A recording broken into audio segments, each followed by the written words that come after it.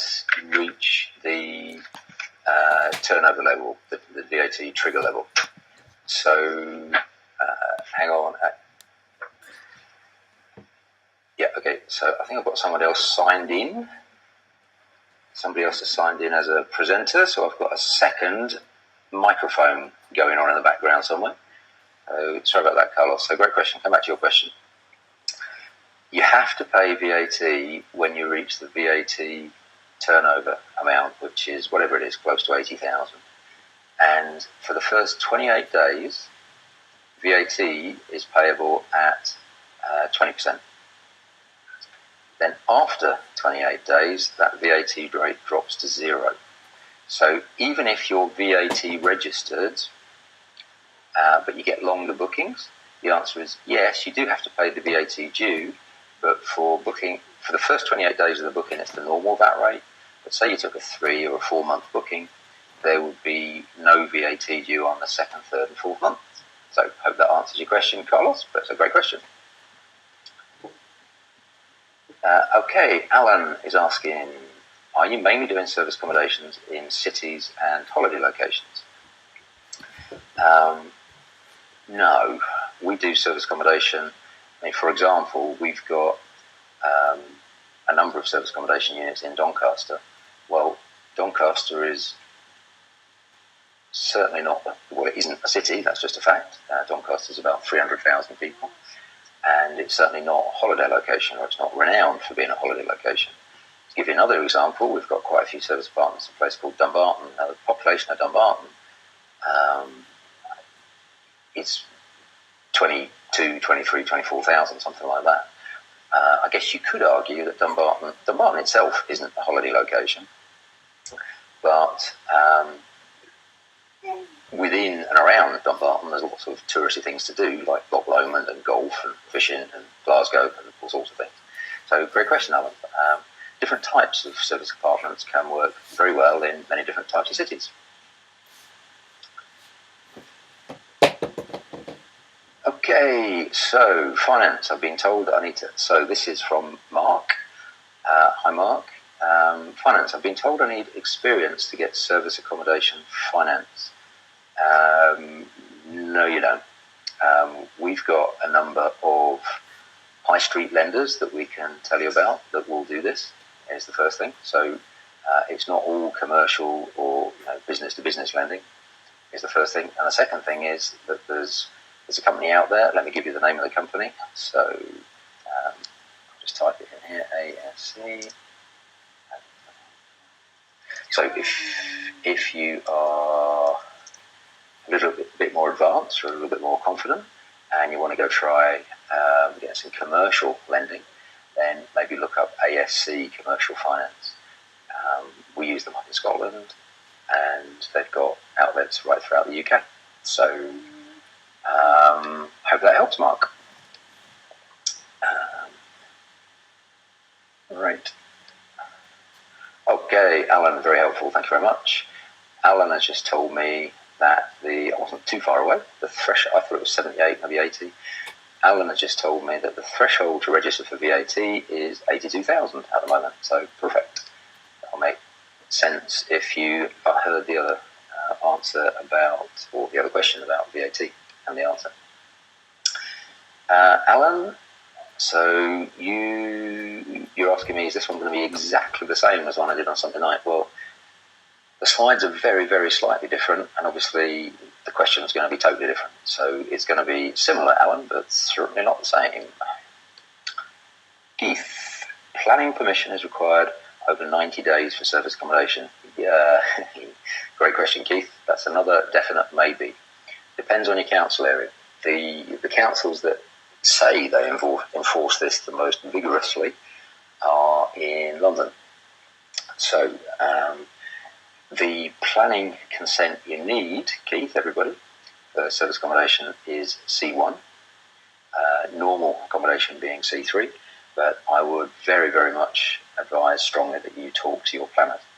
So anybody is allowed to rent out their property for up to 90 days as a second home or, generate a little bit of income. So if you're going to run it as a business, I would strongly advise that you sort out planning permission. Hi Richard, evening Mr. Linden, very honoured that you've signed in, so good to hear from you. Okay, Judith. Judith is asking, I thought you take the payment up front. Yeah, we do. So you got to set your own rate or your own contract. So ours is, and you can set these up individually on the different booking engines and whatever else. But our one says that full payment is due at the time of booking, and we personally, and it's our choice, we offer full refunds, and it's your choice too, however you want to run yours. We offer full refunds, anything up to 14 days ahead, so that if they're not registered by 14 days ahead, then, sorry, if they haven't cancelled by 14 days ahead, then we don't give a refund. No problem, Carlos. So you're currently beating me with the rate of questions coming in versus my answers. So, and anyone that's just signed in, don't worry, you haven't missed anything. The webinar isn't starting until 8 o'clock. But I like to sign in early, and I'm just in a little Q&A session for anybody that's here early. So, got 72 of you here at the moment. We're expecting a busy one, so well done for getting here early. Last time I looked, just a few minutes ago, we got about 1,500 people registered, which is very flattering. Oh, Peter, you're asking me, is the VAT zero rated or is it exempted? That's a great question. I need to go and ask my wife that. She's the accountant. What I know is no VAT is due, and I know enough to know that, believe it or not, there's two types of VAT that are at zero, everybody. So Peter's obviously up on that. I don't know if you're an accountant, Peter. So there are two types of VAT where you don't have to pay anything, but they're different. Work this one out. One is exempt, so you don't have to pay anything, and the other one's zero rated. They are different in terms of accountancy treatment, and to be completely honest, Peter, I don't know which is which, but I can find out, and I'll stick the answer in the progressive community. Looking forward to it. Thank you, Bob. Me too. Bob's asking, am I going to be at any of the multiple streams events this year? Yes, I'm going to be at 4 that I know of at the moment, and I'll definitely be at those 4 because I'm running them, so I ain't going to miss those. The next one I've got coming up is the 20th/21st of February in Peterborough. So everybody else is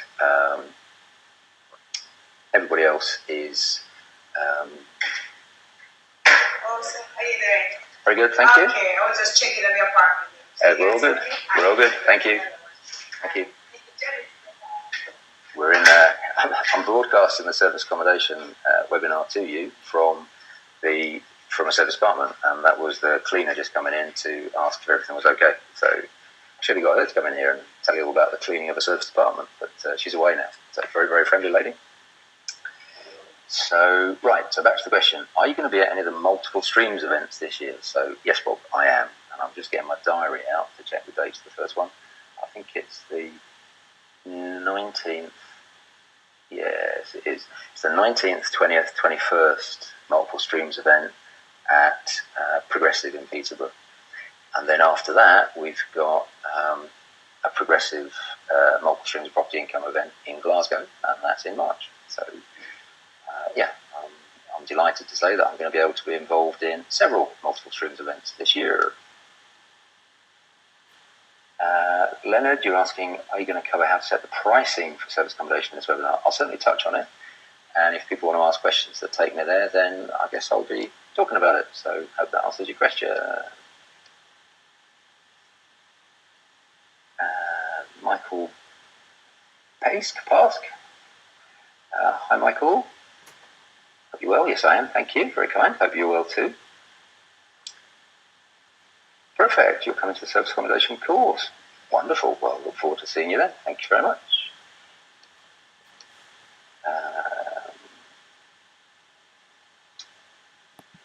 Yeah, Michael, you're asking me, can you name a few high street lenders that you use for loans? Also, if we're moving buy-to-let to commercial loans, who would you recommend? Okay, so let's take the second question first. We use commercial lending So we do the second of the things that you're talking about there, Michael. And the two lenders that we use that are very happy with service accommodation. First one is it's a bank. It's called Cambridge and Counties. So the first bank that we use typically is Cambridge and Counties Bank. They're very fast, very flexible, but to be honest, they're quite expensive. So interest rates relatively high. The second bank that we use that are a bit slower but very good, very reasonable, is Lloyd's Bank. So those are the two that we use, but there are many, many more that you can use. And in terms of the high street lenders, we'll cover that a bit later on if that's okay. So Michael is also asking me, how easy is it to move an existing house to C1? Completely depends on your local authority. So I would start by talking to the planners. So just initial conversation with the planners. Sometimes they don't even want a planning application. Sometimes they'll just note it and email you back and say that's fine. I said, well, sometimes that's most of the time, to be honest. So I would definitely talk with the planning department. Thank you. Mark Ashworth. Hi, Mark Ashworth. How you doing? Jason. How you doing? Jason West. Good evening. So we're way up over 100 people on the webinar now. So I'll just repeat again that don't worry if you just signed in, that you haven't missed anything.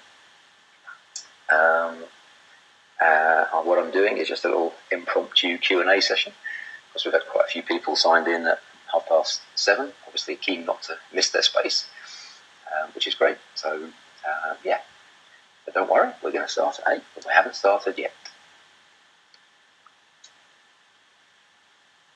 Okay, Michael saying, I've heard you can only rent out a house for up to 90 days. You can.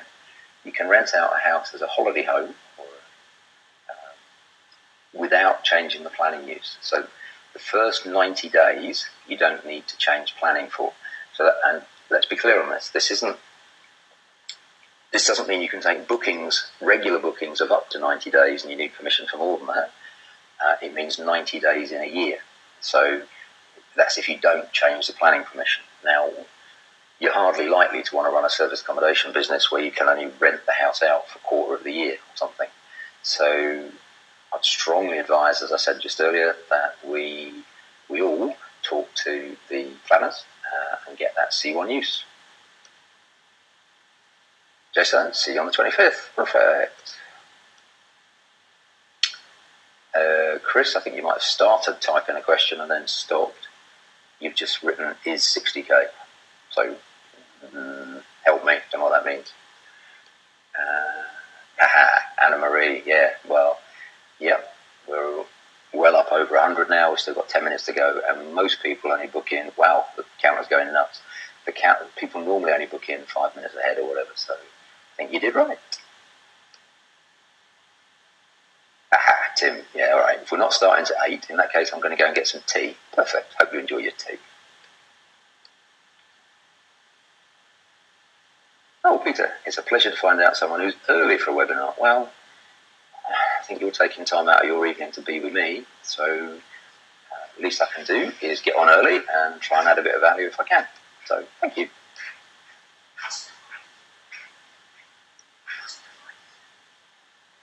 Evening, Darren. Okay, Darren.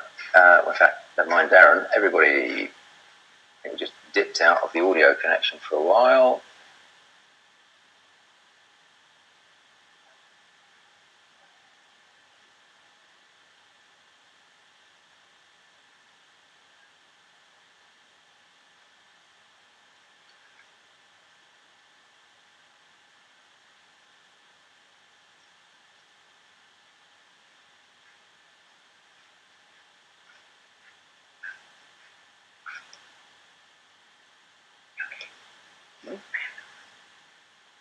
Okay, I don't know if you can hear me, everybody. We've just lost sound at the moment.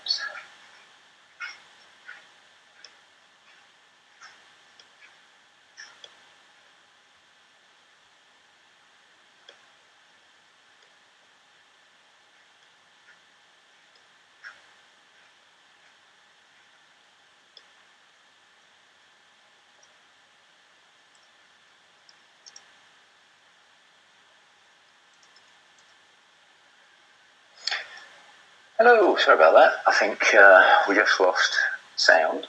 Don't know quite what happened there. Hopefully the connection the other night was really, really good, so I'm hoping it'll be the same again. Hi Darren, looking forward to it too. Good evening Barry Page, how are you? So you can see my little note there that the connection dropped, but we're back on again. Okay, Chris, great question. Here we go. What Chris is asking me is, how long do we wait before we refinance, and what loan to value do you put, or can we get? Fantastic question, Chris. So Chris obviously knows about the 6-month rule, which many of you more sophisticated investors will, I'm sure. So normal high street lenders won't refinance a property until you've owned it for 6 months. But several things on that. We use commercial lending, and I'm not going to go major on commercial lending tonight, but just to let you know that there is no 6-month rule with commercial lending. So that's the first thing. And the second thing is that if you buy this with if you buy a service apartment with a holiday let mortgage, then obviously you can just put the mortgage on the day that you buy it. So very often we do commercial conversions in conjunction with service apartments, which means that we're taking some sort of disused commercial property, maybe an accountant's office or a solicitor's office or something, and we're converting it into residential property. We'll do 2 or 3 finances. We'll maybe put some sort of development finance in place. As soon as we complete, which they tend to refer to as beneficial completion, we'll then put a loan on as a percentage of the costs. And then the third stage, with Lloyds, for instance, Lloyds, after you've been complete for 6 months, they'll let you refinance on a bricks and mortar basis. So hope that helps, Chris. Good evening, Joanna and Fred. Good to have you back again. Hi, John. How you doing? Sean, how are you? Do I know who else is speaking as well as myself at the mock streams in February at Progressive? I do. Some really exciting speakers. Probably, if we could maybe deal with it offline, that would be brilliant. I don't know if you fancy sending me a little PM. Do you deal with laundry yourself, or do you use an external company? No, I mean, great question, Carlos. There's far too much of it.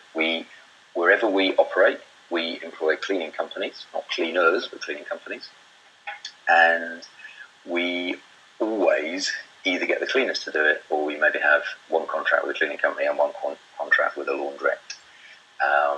And quite often, in many locations, we will rent industrial grade linen. So not industrial, but hotel grade linen. You know what I mean? So the stuff that hotels use. So really good question. Jason, you're asking me, is there really enough profit left after the mortgage, insurance, cleaning, maintenance, voids, advertising, marketing? Yes, and I'm going to give you case study after case study after case study to show you that, because I want to show you all kinds of ways that you can do this. Cool, we've got more than 250 people on the webinar now, so that's good. Hi, Deborah. Oh, wow, look at that. Deborah, good to have you back again. What you're saying is lovely. Well, I love talking to you too. How do I register service accommodation on booking.com? We've got a procedure for that. So just hang tight till the end of the webinar, and hopefully you'll be a bit the wiser. But that is completely new for this webinar versus the last webinar. Good evening, Andy. How you doing? Good evening, Dave and Dina.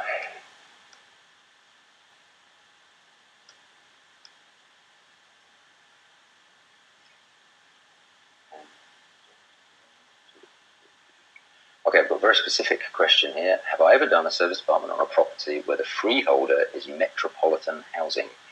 No, I don't even know where that is, Colin, sorry. Oh, Nottingham. Okay, no, I haven't. Don't have anything in Nottingham. but would strongly advise that you talk to the planners and just take some guidance there. Yeah, sorry, Michael. Yeah, great question. When I say planners, I'm assuming you mean the local council planning department. Yes, correct. Hi, Krish from Harrogate.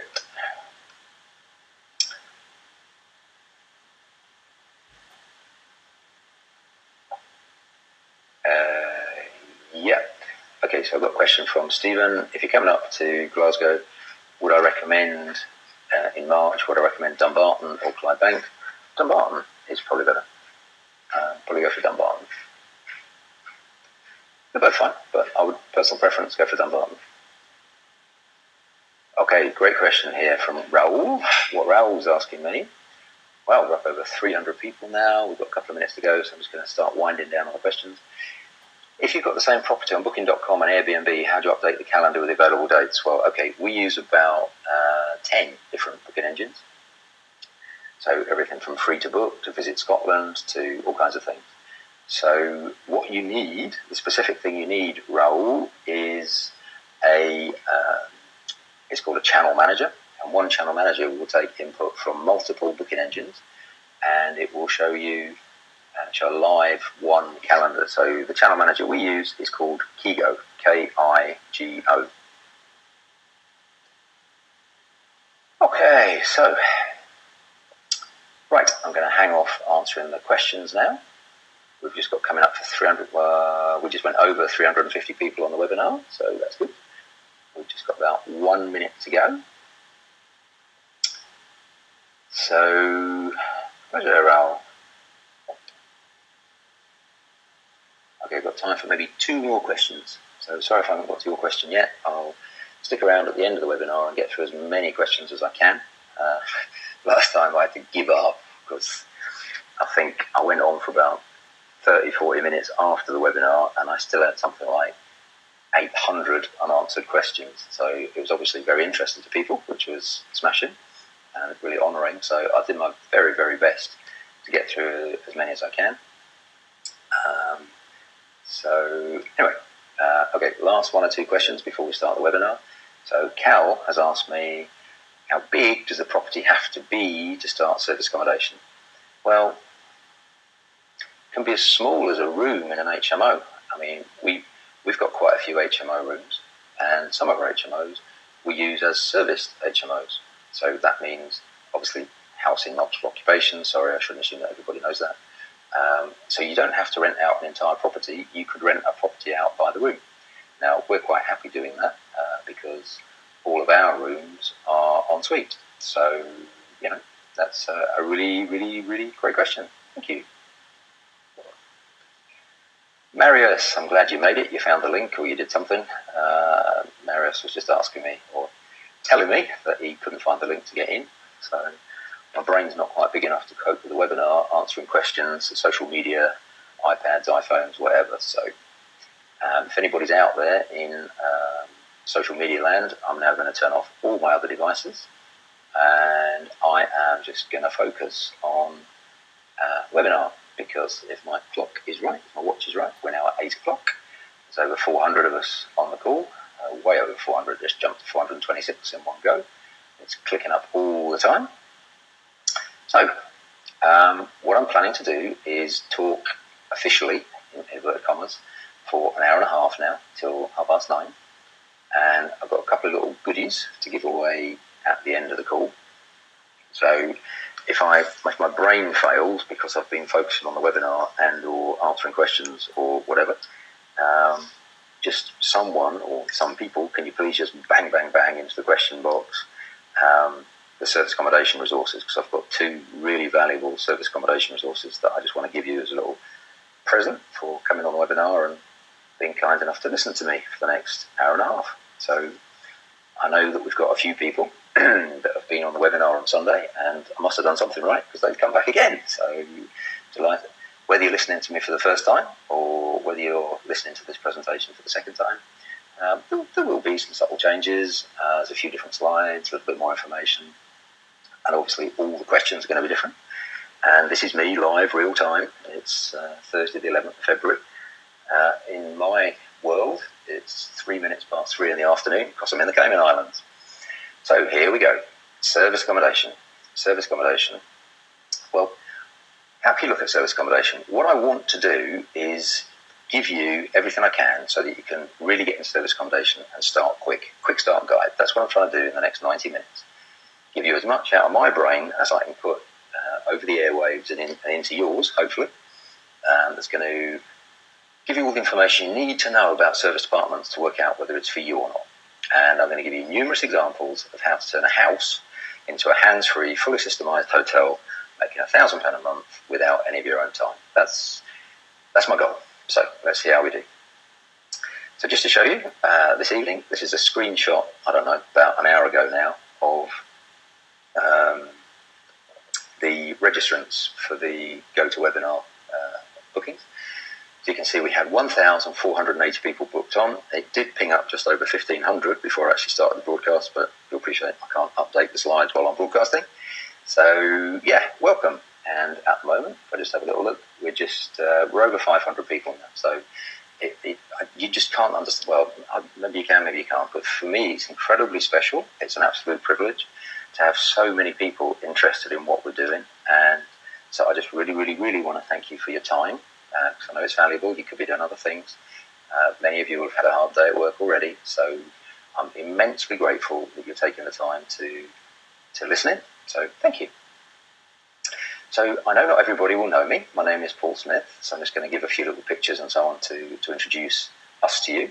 So the gorgeous lady there in the photograph is my wonderful wife, Aniko, who is absolutely gorgeous, lovely, and as well as everything else, intelligent and an accountant. So she's wonderful. She's my life partner and she's my business partner. And that's the picture, well, that is a picture of the two of us a year ago in the Cayman Islands. So that was in the hallway of a very good friend of ours, multi-millionaire friend of ours, Dave Ravenscroft. So that was a year ago, and Dave's been kind enough to invite us back, and we're staying with Dave again. So it's just the world of property and progressive property. You just meet the most generous and giving people that can really help you on your journey. So thanks for having us back, Dave. So where are we? I've said a couple of times we're in the Cayman Islands. Well, here's just a few snapshots of the people that we're with and what we've been doing for the last week or so. So that's the small, unpretentious 9,000 square foot pad that Mark Homer and Rob Moore have hired for the event. And in the foreground there, you can see Glenn Delve and his business partner, Justine. And we've got all kinds of property specialists here. Glenn, in particular, is a commercial conversion specialist. The synergy between the strategies is that Glenn is very interested in working with us, and we're very interested in working with him, because the apartments that he creates from commercial conversions are very often used as service apartments. So hope that helps. Okay, now I've got over 500 people on the call now. I've got one or two comments that there's no volume. I'm talking pretty loud, and most people are saying they can hear me. But can those of you that know where the hands raise button is, can you just press it if it's loud enough? Can you just show me some hands if you can? Okay, so whoa. Okay, I've got 100. I'm way over 100. I've got 150 people now saying they can hear me. 106. Okay, well, okay. Hands down, please. Thank you very much. So for those people that are saying they can't hear me, it's probably a volume setting on your end, because I've got hundreds of people that are saying they can. So I'm sorry if it's not coming through loud and clear. Doing my best. So maybe just check out your volume settings on your machine or whatever. I've still got 40 odd people with their hands up. So if you put them down again, you'll confuse me otherwise when I'm asking you to put your hands up and down or whatever. Okay, so Glenn, commercial conversions. Okay, you've got Vanessa Henry there in the pink top, just looking towards the camera. Vanessa's got a service apartment business. One of her service apartments is in Glasgow. And that one service apartment generates a net clear cash flow of in excess of £2,000 a month. So, yeah, so there we go. I'm turning my volume up, everybody. I don't want to deafen everybody, but there's a few people saying it's still not loud enough, so hopefully that's a bit better. And that's me and Dave. That's me and Dave a few days ago, just in the gardens of the villa that we're in. So Dave, absolute legend, really nice guy, multi-millionaire, made a lot of money from an advertising business, and then retired from normal business life 7 or 8 years ago and relocated to the Caymans. So fantastic person to meet, and exactly the sort of person you meet in the progressive community. So very, very privileged. And the villa is so large and posh, it's even got its own private beach and private creek. So that's us again a couple of days ago. Just chilling out and enjoying a break time there. Life doesn't seem so hard when you get a little bit more time to relax, and especially in gorgeous environments with gorgeous people. Very, very inspirational. Another couple of our very good friends, Peter Jones and Steve Rice, just talking about property stuff, which is what we do most of the time. We are property bores, so sorry about that. And that's the inner sanctum, that's the working room, that's the war table, it's the war desk, where all kinds of stuff's getting done, deals are getting done, huge amounts of education, so fabulous people. So that's where I've been hanging out for the last week or 10 days or so. So what do we do? Now, when I say we in this context, I'm now talking about Anniko and myself. So what do the two of us do? Well, the two of us, we operate HMOs, so houses in multiple occupation. We do commercial conversions, so we've got 4 commercial conversions going on at the moment, which will yield a further 26 flats, which we'll use as serviced apartments. So that's 26 flats.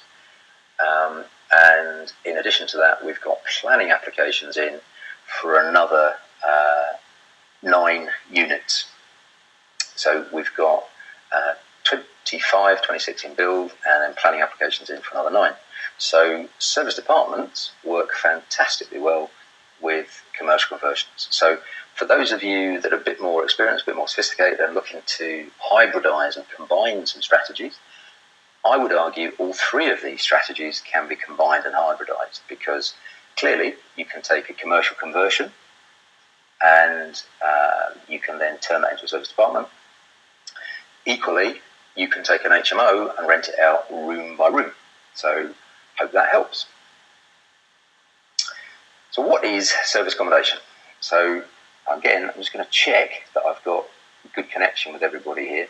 So can you show me your hand, press that little show me your hand button, raise your hand, if you know what a commercial accommodation unit looks like. Not so many. Okay, so I want to tell you, what is it? Well, it's largely normal flats and houses. Normal flats and houses. You rent them out by the night, by the week, or by the month. That is massively different to a normal rental property. Here's key difference number 1. You do not have a tenancy agreement. There is no tenancy agreement, so there's no AST, there's no 6-month tenancy agreement. Now, why is that important? Well, it's important to me because I don't know any landlords with significant portfolios, 20, 30, 50, 100 houses, that have never had a problem with a tenant. In fact, I know many landlords that have had to spend tens of thousands to repair properties and whatever else, and even do repairs on properties where the tenant is 6 months in arrears, and they're in the process of evicting them, and they've taken them to a rent tribunal to get some sort of further improvement to the house, even though they're 6 months in arrears. So tenants can be good, they can also be not so good. Now, so that's the first thing that I want you to make a note of and be clear on. You're renting by the night, the week, or the month, and therefore there is no 6-month AST. Or if you're listening to me from Scotland, we call them SATs, but it's the same. Many variants, including luxury, family, and tradesmen. I don't know what service accommodation conjures up in your mind. Many people get instant visions of 4-poster beds and hot and cold running servants and butlers and silver trays and so on. It doesn't have to be like that. We get huge amounts of revenue from much more basic, but very clean, very affordable, very well presented accommodation, 50, 60,000 pound flats. Doesn't have to be fancy. Where we are actively targeting perhaps tradesmen, plumbers, electricians, or perhaps self-employed people, or perhaps lorry drivers. These sorts of people that need accommodation. They want it to be clean and safe, but it doesn't have to be fancy.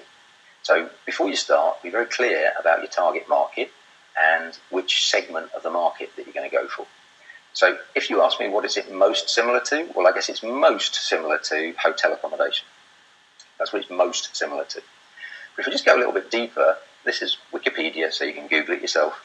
It's a fully Wikipedia calls a service department a fully furnished apartment available for both short-term as well as long-term stays, providing hotel-like amenities.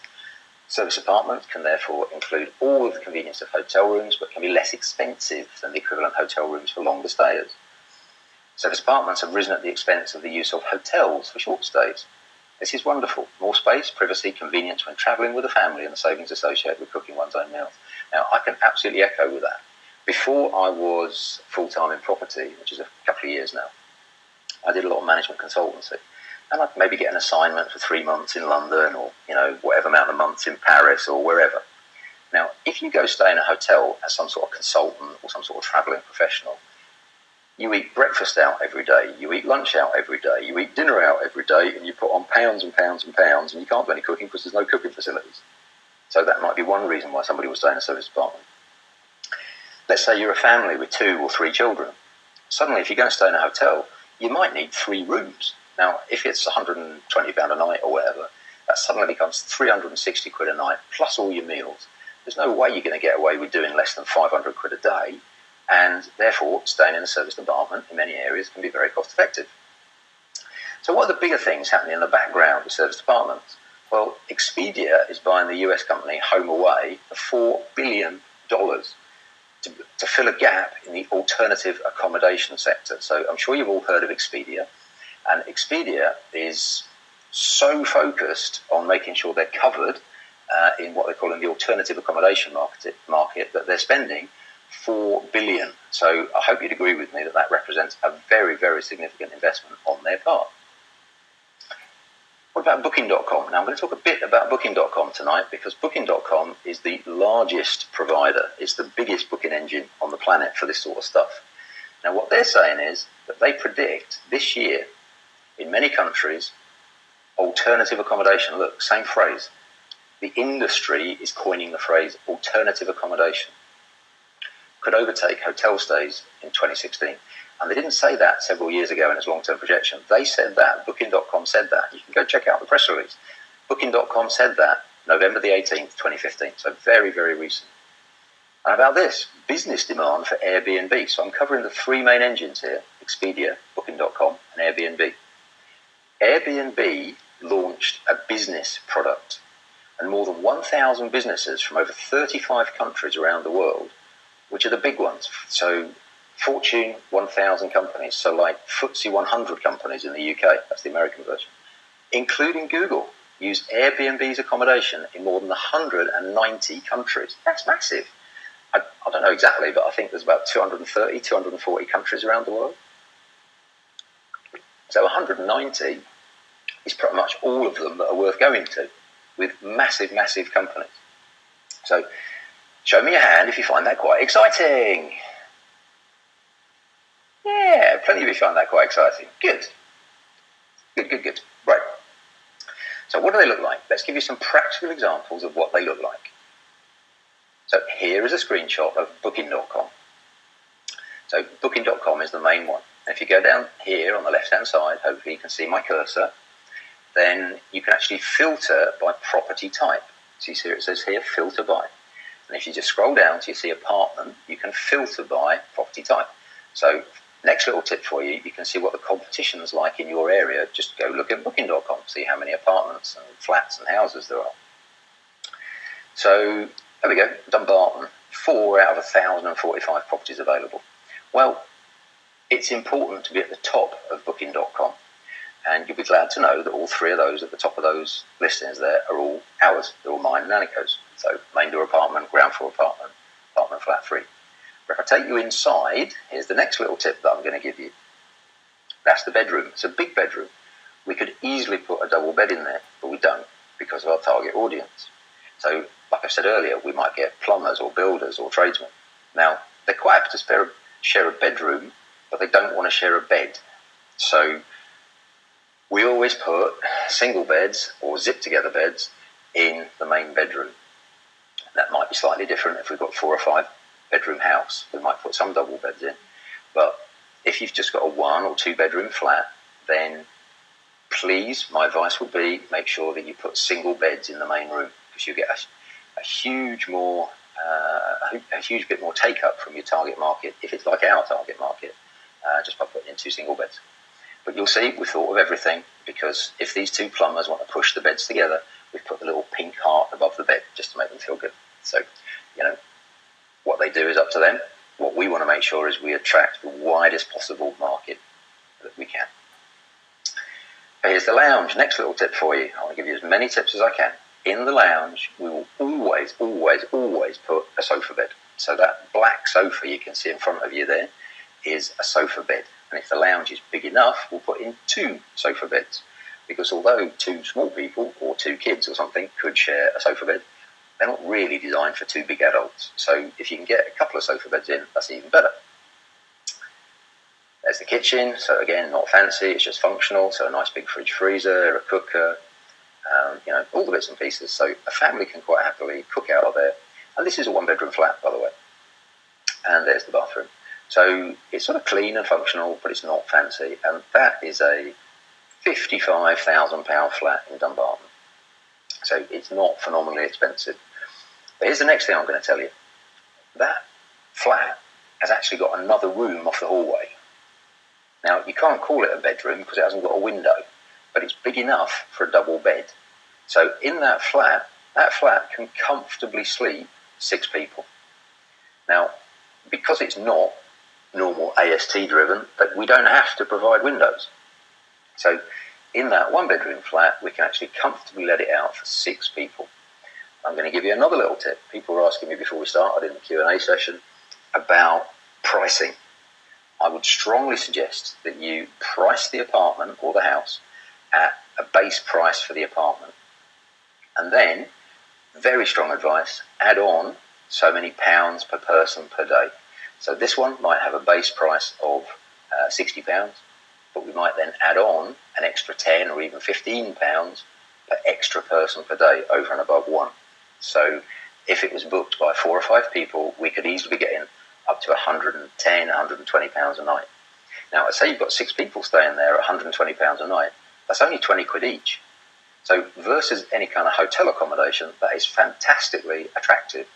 Plus they've got a kitchen, plus they've got a lounge, plus they've got TVs, plus they've got Wi-Fi, plus. So very, very attractive.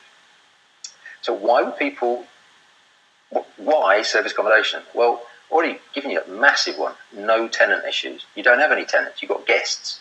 So anyone out there that's ever had problems, I know many of you out there already have buy-to-lets.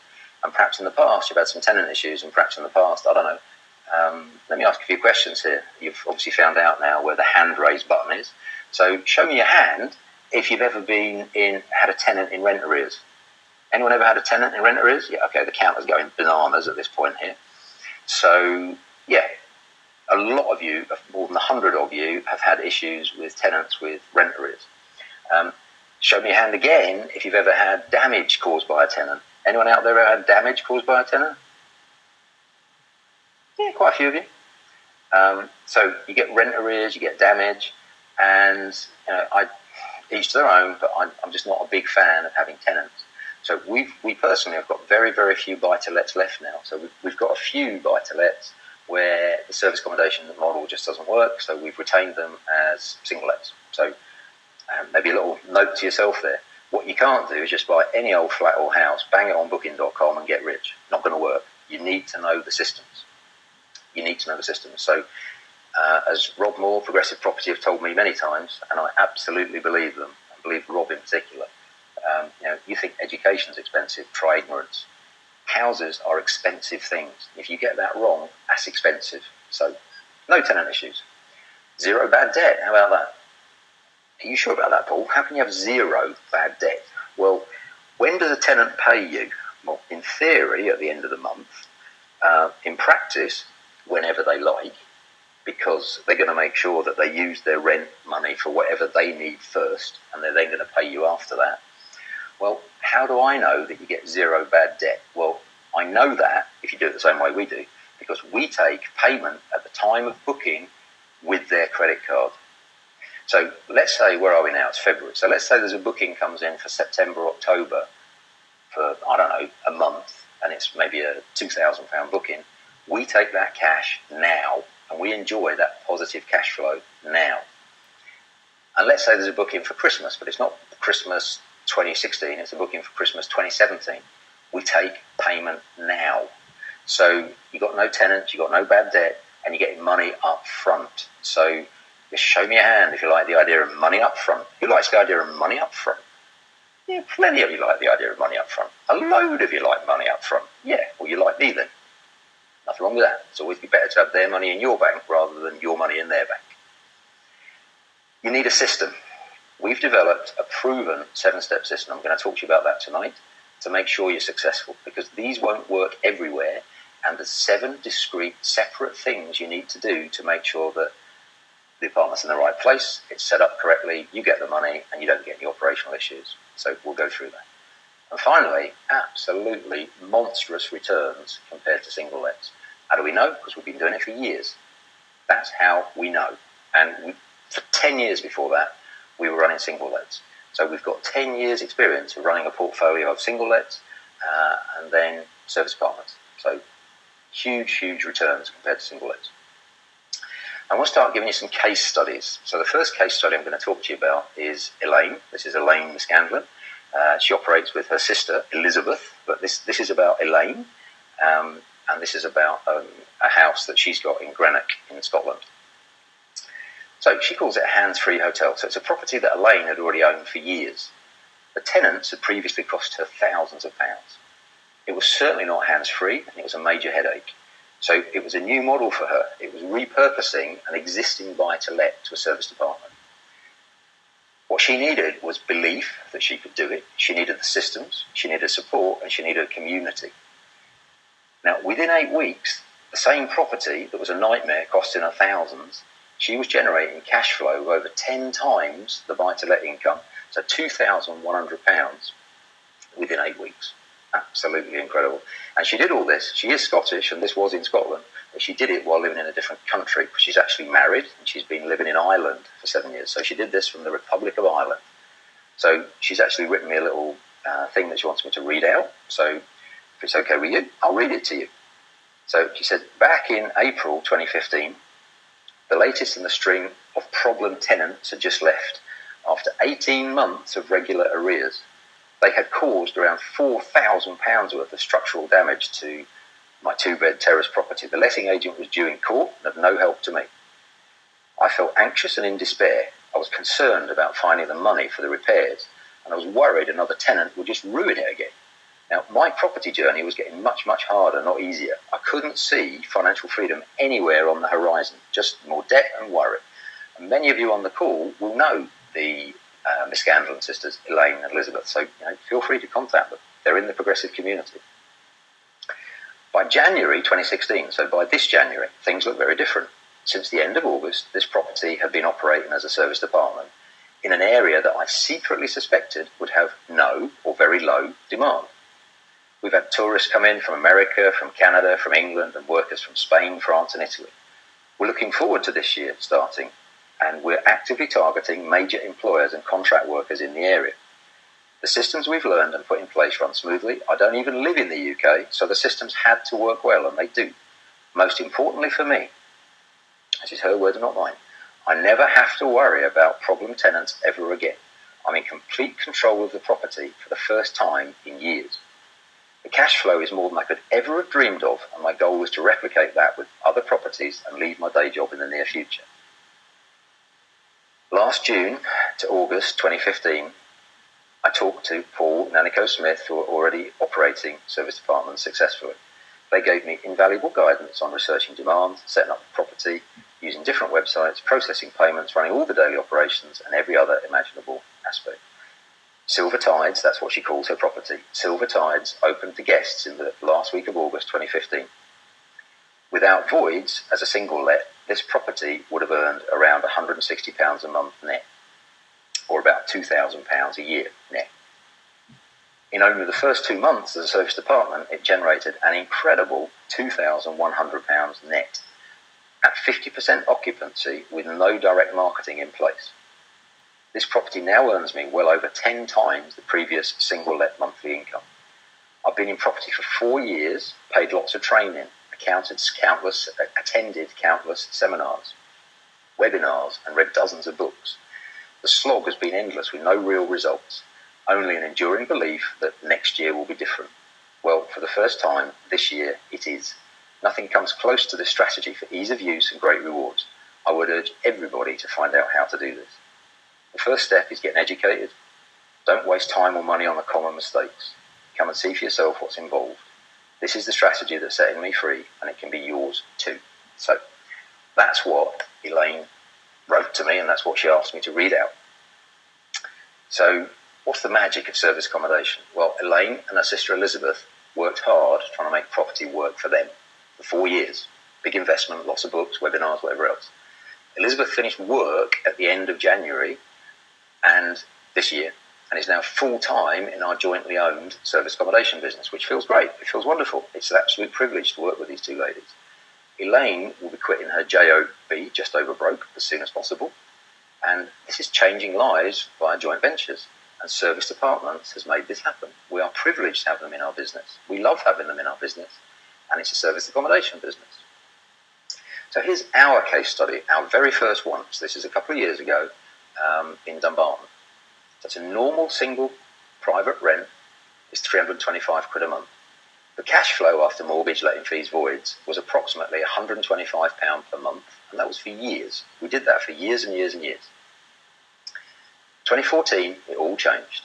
The service accommodation model gave us £54 to £99 per night. So that was our very first one, and that was what we set the base price at, and then we added extra money, I think 15 quid per person for every extra person per night. So £54 to £99. Straight away, we got average occupancy of 75%. And you might want to write this down. Here's a little tip for you. Before we convert anything to service accommodation, we work out what the break-even occupancy rate would need to be to give us the same amount of money as a single let. And for these apartments in Dumbarton, because they're so cheap, the break-even occupancy rate for us was 18%. That's 18%, not 80, 18%. And we got 75% straight away. So here's what it looks like. Now, here's another little tip for you. This was our first one. It was a trial. We didn't want to spend a lot of money on it. So all the furniture and the pictures and everything else we got from second-hand shops. Now, they need to be proper second-hand shops. So we furnish this apartment for buttons, that table and chairs and whatever. Because especially if it's got any foam in it, you need the little fire retardant thing that says it's safe and you can use it for rented property. But we filled this property for next to nothing. So yeah, you guessed it, you can just see that little sofa bed there peeking out on the right-hand side of the picture. So yeah, it's a nice big spacious one-bedroom flat. There's the bedroom with the two little single beds. There's the kitchen. And there's the shower room. So that's what it looks like. So what was the result of that first one we ever did? Well, over the last 6 months, we've worked out the figures for you, and we actually took in £6,268 gross. I'll go into a bit later all the different charges and whatever else, but that worked out to £3,447 net, which is £575 per month, which is 5 times more than a single let. So a net, £575 from a £50,000 flat. That's after all costs, after everything, after the mortgage, after the fees to Booking.com, after the cleaners, after paying all the bills, after absolutely everything. 5 times more than a single let, just with our very first one. And we're better than that now. We know how to generate more money than that now, but that was our very, very first one. So I want to ask you a question now. Have you got a financial freedom figure? So show me a hand if you've got a financial freedom figure. Financial freedom figure to get you out of your job or, whatever it is. Yeah, quite a few of you. Okay. Well, that tells me that most of you don't. So I'd like you to write it down. Make a little note on your iPad or on your iPhone or on, if you're sat there colouring in with your kids, use one of their crayons to write it down. Write down whatever your financial freedom figure is that would totally change your life, get you out of a day job and allow you to do whatever it is that you want to do. You all got that? You all got it written down? Okay. Now double it. So whatever your financial freedom figure was that you just wrote down, so the average monthly salary in the UK is what, £25,000, whatever it is. Let's call it £2,000 a month. So ask yourself a question. That's the average salary. Would 5 or 10 service department units make a difference to you? And you can pick a figure, be as pessimistic or as realistic as you like. If you've got a service department that's giving you 500 or 1,000 or 2,000 pounds a month, let's maybe pick an average figure. Let's pick 1,000 pounds. So would an extra 5 or 10,000 pounds a month make a difference to you? And I want you to think about that, because this is the fastest way that I know to get to that financial freedom figure. I've seen so many people do it, and I know it works. I've seen so many people do it. So ask yourself that question. What's your financial freedom figure? Double it. How many service accommodation units do you need to get to that figure? Just for you. You know, we're not going to share this in any way. I can't. I mean, this work is for you. So just think about that. Okay, I talked about the 7-step system, so I want to start sharing that with you now. Diamond mine. Many property investors will have heard of gold mine. So show me your hand if you've heard of the gold mine idea. Find a gold mine area to invest in for your property. Yeah, way over 100 of you have. Okay, cool. So, well, we think service apartments are significantly more valuable than normal property investments. So if a normal property investment is a gold mine, well, this is a diamond mine, because diamonds are a lot more valuable than gold. So what does the acronym DIAMOND stand for? Well, the D, as we've already seen there for a while, stands for discover. So discover the areas where these things will work. Now, what's the sort of thing that you're going to need to make it work? Well, perhaps it will be a tourist attraction, perhaps it will be a city centre, perhaps it will be a train station. There's a whole list of things that you need to tick the boxes just to check, is it in principle the right type of property in the right area? And that's all embedded in our system. The next thing you need to do, though, is not take it for granted that it will be fine. The next thing you need to do is interrogate the various systems. So I already started talking to you a little earlier about how you might want to interrogate booking.com just to see what the competition is like in the area. Well, I'll give you another little tip. If you want to find out what demand is like for a service department before you even go live with it, then maybe consider putting, you can't do this on booking.com, but maybe put a dummy advert on Airbnb, because Airbnb you can set to give you inquiries. So you don't need to guess. It doesn't need to be a stab in the dark. You can establish statistics and numbers and get a business plan together before you even start. What's the A stand for? It stands for acquire. Now you'll notice I say acquire and not buy. We're going to go through this a bit later, but we show you 7 different ways in which you can gain control of a property. You don't have to buy it. There's various other things that you could do. You need to do marketing, because you might have the right product in the right area, but if you don't tell anyone about it, no one's going to come and stay in it. So you need to make enough noise to get bookings. Operations. What's operations? Well, operations is all of the day-to-day stuff that the apartment won't work without.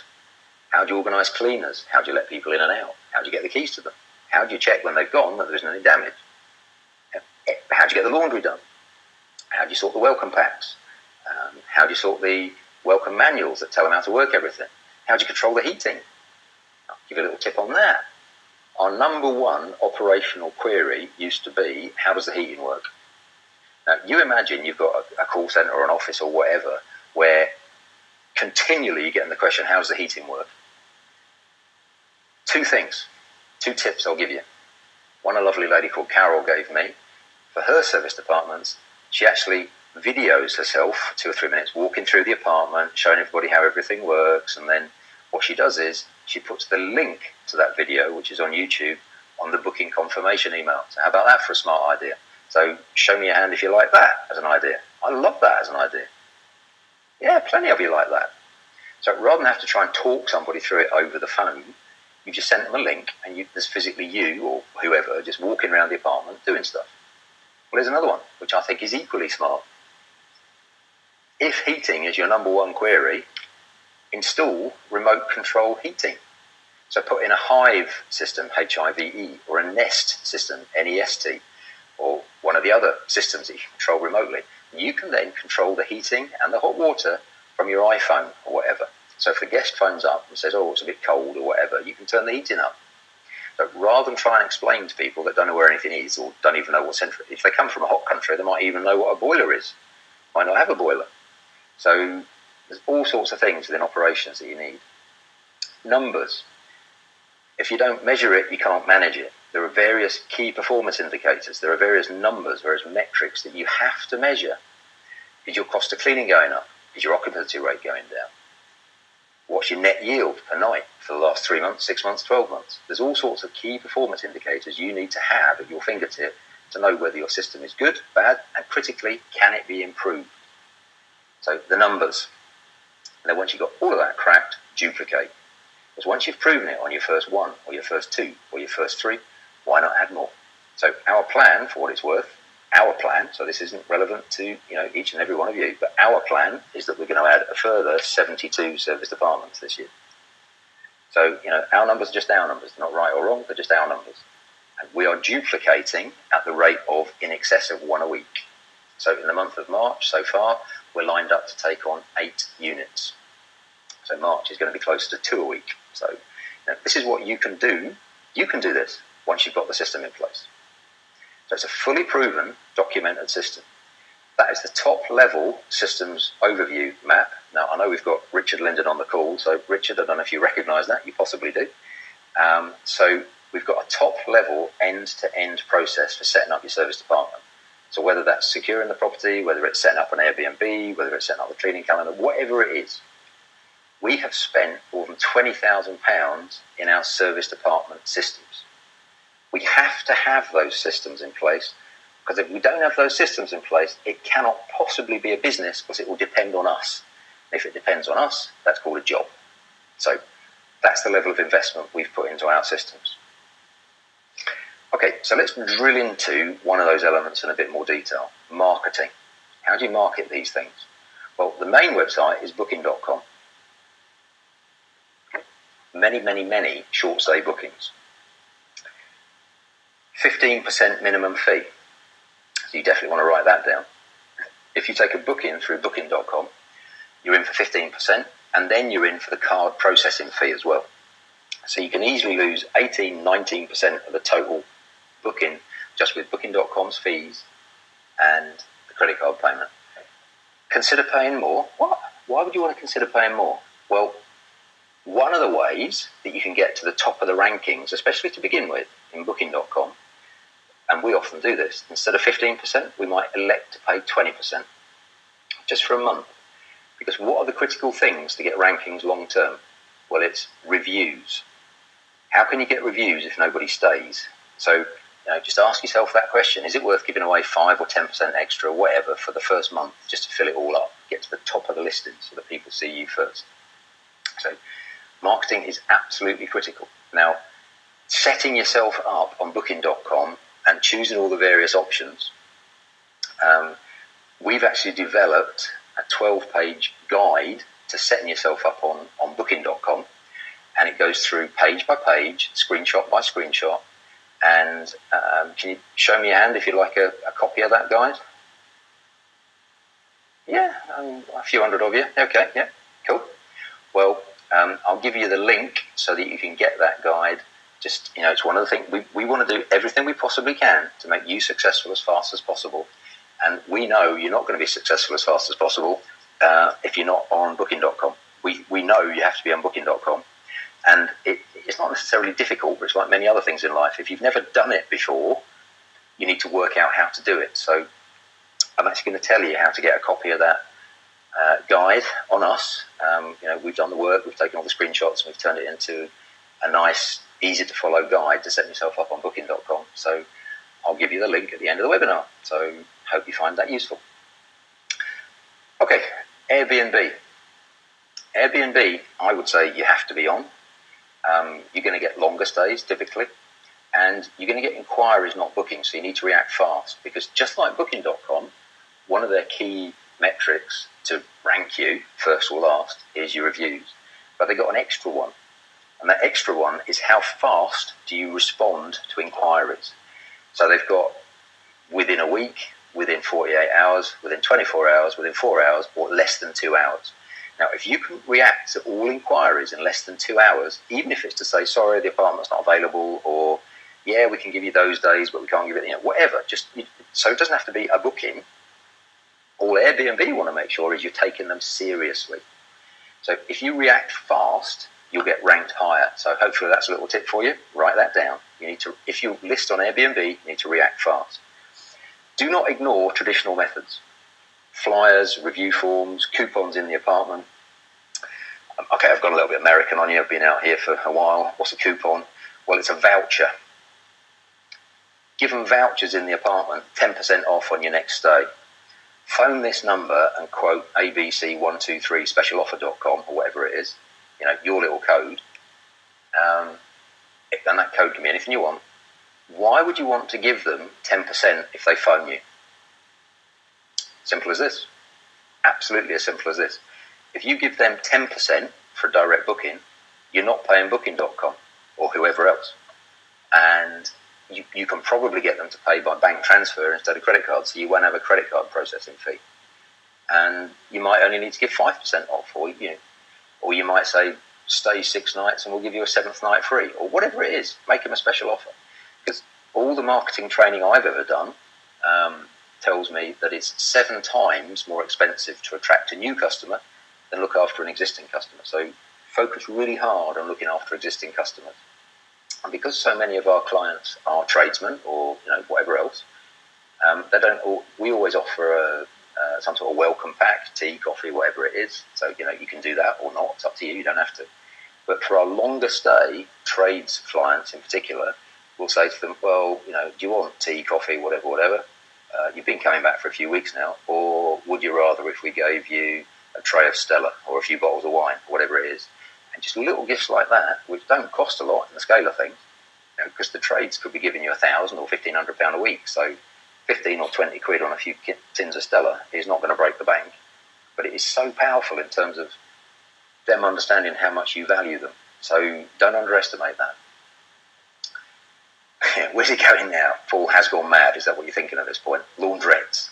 Yes, laundrettes. Why? What? What do you mean, laundrettes? Yes, you need to do direct marketing in laundrettes. Why? Well, long stay guests need washing machines. Imagine that you've got a travelling salesman or some sort of tradesman or even a family that could be relocating to the area or doing a job in the area. They may be staying in the local bed and breakfast or the local hotel or the local whatever. They haven't got a washing machine. So they're going to end up at the laundrette doing some sort of service wash or whatever. And why would the laundrette be incentivised to promote our business? Well, we need their laundry services. So this is a win-win. So you need to look at this a little bit asymmetrically, and there's lots of traditional marketing methods that can make you a fortune. MOD, the Ministry of Defence. Now, there's hundreds of thousands of Ministry of Defence personnel and civilian contractors all around the UK. We operate in many, many different locations across the UK, so whether it's Peterborough, South Yorkshire, Bournemouth, wherever, we're spread right the way throughout the UK. But in particular, we operate in 2 towns in Scotland called Helensburgh and Dumbarton, and they are the closest 2 towns to the biggest employer in the west of Scotland, Faslane. It's the biggest navy base in the west of Scotland. So Faslane is great for Helensburgh in particular. It's the first town you come to. Faslane's got in excess of 7,000 people working there full time, plus all the contractors and everything else. So we advertise on the MOD website, and in theory that costs us £1.69 a week, and we get direct bookings from it. So, which is brilliant. Now, why am I saying in theory? Well, in theory it's £1.69 per week, but I don't think they've ever invoiced us. So there's lots and lots and lots of work. So yes, I would say you have to be on booking.com and Airbnb. You have to be. But traditional marketing over and above that, old school flyers and ringing people up and whatever else, don't overlook it. You'll earn a fortune. So questions you're asking, where's all this guerrilla marketing come from? How did I learn the 7-step system, the diamond system? How are those people doing it so fast? Within 8 weeks, £2,100 and all these other things. Can I make it work? I've already got a buy-to-let property. Why can't I do this? A number of you are going to be asking these questions. This is a good question. How much money can I make? Okay, this buy-to-let property gives me £100, £200, £300, £400. How much money could I make if it was a service department? Well, if you want to get straight into that, then we've developed a service department deal analyzer. It's an instant quick start tool, because we've obviously got a lot of experience with a lot of properties, and we've put all of that experience into a deal analyzer specifically for service departments. It's been developed by our service department mastermind members. We work with some very high-level people that just focus on service departments. So this is the collective intelligence of a lot of brains and a lot of properties. Simply, quickly, and reliably analyze every potential deal and get an instant decision on it. So I'll ask the same question again. Can you show me a hand if you think that deal analyzer could be useful to you? Yeah, okay. An awful lot of you think that deal analyzer could be useful to you. Cool. Well, it's valued at just 795 quid plus VAT, which we think is incredible value. It's available to all of our service department mastermind members, valued at 795 quid. The only problem, as far as you're concerned, is we just don't sell it. So, we've got these kind of tools, but we never ever sell it. And there's a little screenshot of it, what it looks like. You just drop all the figures in very, very quickly. Most of them are calculated, and it gives you the answer. So these are the kind of tools and techniques and systems that we've developed. So I know a number of you will be relatively new to the property industry, but conversely, I don't want to leave out those more experienced people. So forgive me if you're a little bit new and I'm start talking in a foreign language. But I want to give you a slightly more complicated case study. So this is a case study where I've used my pension. So I've got a SIP. SIP stands for Self-Invested Personal Pension, to do a commercial conversion. So this case study is a pension-funded commercial conversion, with the exit strategy being serviced accommodation hold. Okay, so I'm going to talk you through it now. And I know not everybody will fully understand all of this. And if you're in that position where you're thinking, well, I kind of understand it, don't worry about it. You don't need to know all this stuff to do service departments. But I just want to show the more experienced people the added value that you can generate, because it's huge. And even if you're at that point where you don't have your first buy-to-let yet, but you want some property, just look at it and don't worry if you don't understand the detail. Just see how powerful the numbers are. Okay, so this is a solicitor's office, again, in Dumbarton. So my pension fund bought it as a solicitor's office. Now, pension funds, as the more experienced people out there will know, can only buy commercial property, can't buy residential property. So what I've then done is I've done a commercial conversion to 5 serviced accommodation units, 5 flats, a block of 5 flats. So I used SIP to purchase my pension and a JV investor to develop it. I then flipped it to myself, or I'm in the final stages of flipping it to myself. So the technical term for it again here, many of you will have heard of this, is an exchange. So I've exchanged, so me as an individual has exchanged with my pension fund with a delayed completion. We're going to market that as service accommodation, and it'll be ready to go in March this year. So here's some pictures of the various planning documentation. So that's my dining room. My entire dining table was covered with all this stuff. That's just to let you know what it looks like from the front. So you can see it's a traditional tenement block. And the 4 units on this side, where I've got my mouse now, that's flat 1, flat 2, flat 3, flat 4. So we've got a block of 4 on this gable end here. And on the ground floor, it's 2 units wide. So we own that one and that one. So it's like an inverted L, if you like. 2 flats on the ground floor, private entry, and then all the way up in the block. And that's a plan view of the 2 ground floor units before we started work. So I haven't put any pictures here because it's still a building site. But here's the numbers when we've finished. I don't know if you recall from that very first one ever we did. We know how to do it more profitably now. But these are in the same street as the one that I showed you as our first one ever. So we're projecting a profit of £575 per unit per month, which from one block is £2,875. So nearly £3,000 of cash flow from one deal. How do we know? Well, we've got 5 flats in that street already and a couple of flats in the street next door. So, and we've had them for years. So we really, really know our diamond mine area. Now, I won't go into all the detail because we simply don't have time. But the commercial conversion, when I've revalued it on a bricks and mortar value, is going to release back to me tax-free cash of 45,000. So I'm getting 45,000 more out of the deal than I put in. So what's that as a yield? I'll have none of my own money tied up in it. I'll pull out £45,000 and it will cash flow nearly £3,000 a month. So I don't know if you find that those figures interesting. Best part are 50k tax-free and £3,000 a month. That's why I said at the start of the presentation that commercial conversions with service accommodation work really, really well together. So show me your hand if you'd like 1 or 2 or 3 deals like that. Who wants some deals like that? A lot of you want deals like that. Okay, I'm not surprised. So put your hand down if you can work out how to do that. Let's see if we can get the hands down. Thank you very much. Thank you. So I don't know how to work that out as a yield. I mean, I guess it's infinite because I've got none of my own money in it. I've taken money out of it and it's going to give me £3,000 a month.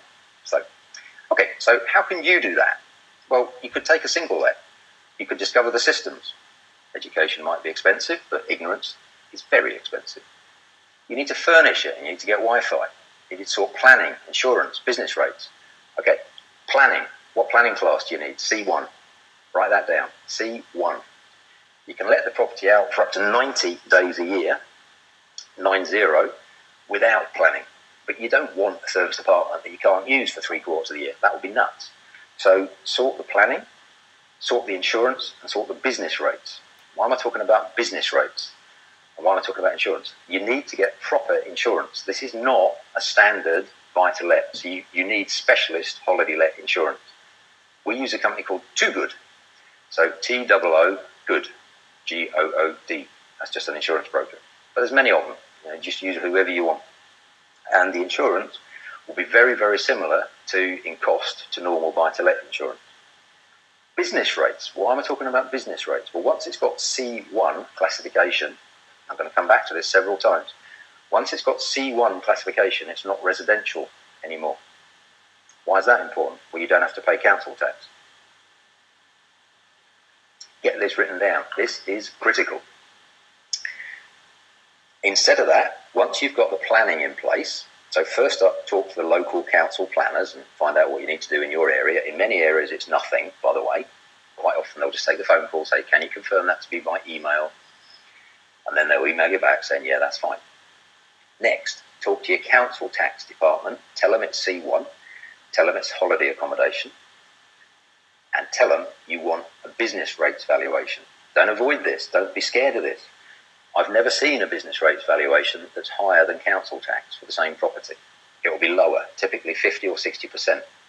So show me your hand if you'd like to save half the council tax. Who wants to save half the council tax? Yeah, quite a few of you. Okay, good. Now, show me your hand if you'd like to save 100% of the business rates and make it free. Who wants to know how to make the business rates free? Yeah, I've lost it. Oh, wow, 150. Okay, lots and lots and lots. Hundreds of you. Cool. Well, how you do that is you need to write this down. Small Business Rates Relief Scheme. I'll say that again. Small Business Rates Relief Scheme. In England and Wales, you can claim £7,500 of total exemption, which is probably going to be 6, 7, 8 properties where you have to pay none. And the council tax will be double that, so that's probably going to save you 15 grand a year. I want you to succeed. I want to give you everything I can to help you succeed. And Scotland, as you probably noticed from my not very Scottish accent, I live in Scotland. I've lived in Scotland for 16, 17 years, so that's why I've got quite a few units in Scotland. In Scotland, it's even better. It's the same scheme, Small Business Rates Relief Scheme, but the first £10,000 of business rates are exempt. And in both cases, after the first exempt amount, you can then get marginal exemptions up to about £20,000. Then you need to start paying. But for goodness sake, if you're getting total exemption on the first 10 grand, which is saving you £20,000 a year, that's a pretty big head start for your service accommodation business. So you think education's expensive? Try ignorance. Now, I'm giving you all the stuff I know. I'm giving you as much stuff as I possibly can in the time that we've got. Get it advertised on the right booking engines and just see the bookings roll in. You will love it and enjoy the instant positive cash flow. I think from listing our first property on Booking.com, we got the first booking within about 48 hours. I think it was a few years ago now. And we had the first money in the bank within 48 hours. And you can even even if you're refurbishing a property, here's another tip for you. Get it live on Booking.com and block out the calendar for the first 1, 2, 3 months, or however long you think it's going to be until your property's ready. And take bookings for 3 months' time. Not everybody books travel today for tomorrow. So why not, even during the refurb process, you could be making cash out of this property. You can be making cash from a service accommodation unit that you haven't even finished yet. How about that? Oh, cool, but I don't have a single let yet. All right, well, we can't help everybody. You'll appreciate I'm not a magician. So, if you don't have a single let yet, well, you can focus on getting a single let. But I can still help you with service accommodation. I'm playing with you. And here's how to do it. So if you haven't got a single let yet, but you still want to do service apartment, show me your hand if you haven't got a buy-to-let yet, but you still want to do service accommodation. Quite a few of you. Okay, cool. And I'm really, really pleased you made it onto the call. That's perfect. Thank you. Well, let's look at the A, the acquire. We share 7 different ways that you can acquire property. No buy-to-let, no problem. How about this then? You will want to write this down if you don't have a buy-to-let yet. Rent to rent. You rent a property, you rent an existing property that you don't own from a landlord, and you're saying to me, Paul, I've heard about rent to rent, and that's for HMOs, isn't it? Well, can be, but it's faster and simpler as a serviced apartment. Much faster, much simpler, much less regulations, much less conversion cost, and much easier to convince the landlord to give it to you. Because you're not going to knock his apartment or his house around and carve it up and put extra bathrooms in and do all sorts of stuff to it. You're going to make no structural changes, probably. So they should be far, far, far more relaxed about letting you have the property. You'll need something called a management agreement. So, you'll need to invest in a management agreement. So a bit of a legal document to allow you to manage the property on behalf of the landlord. But it is so fast and it's virtually zero investment. And if you say to me, Paul, well, I'd love to do that, but it's then going to cost me a couple of grand to furnish the apartment. Well, don't have to. You can either do what we did with our very first one and buy all the stuff from a second-hand shop, or if you haven't even got that amount of money, you can go to a furniture rental company.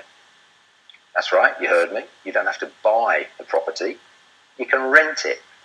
So you can rent the property, rent the furniture, and then rent it out and make a ton of cash. Virtually zero investment. Now, I want to show you one of our rent-to-rents in Doncaster.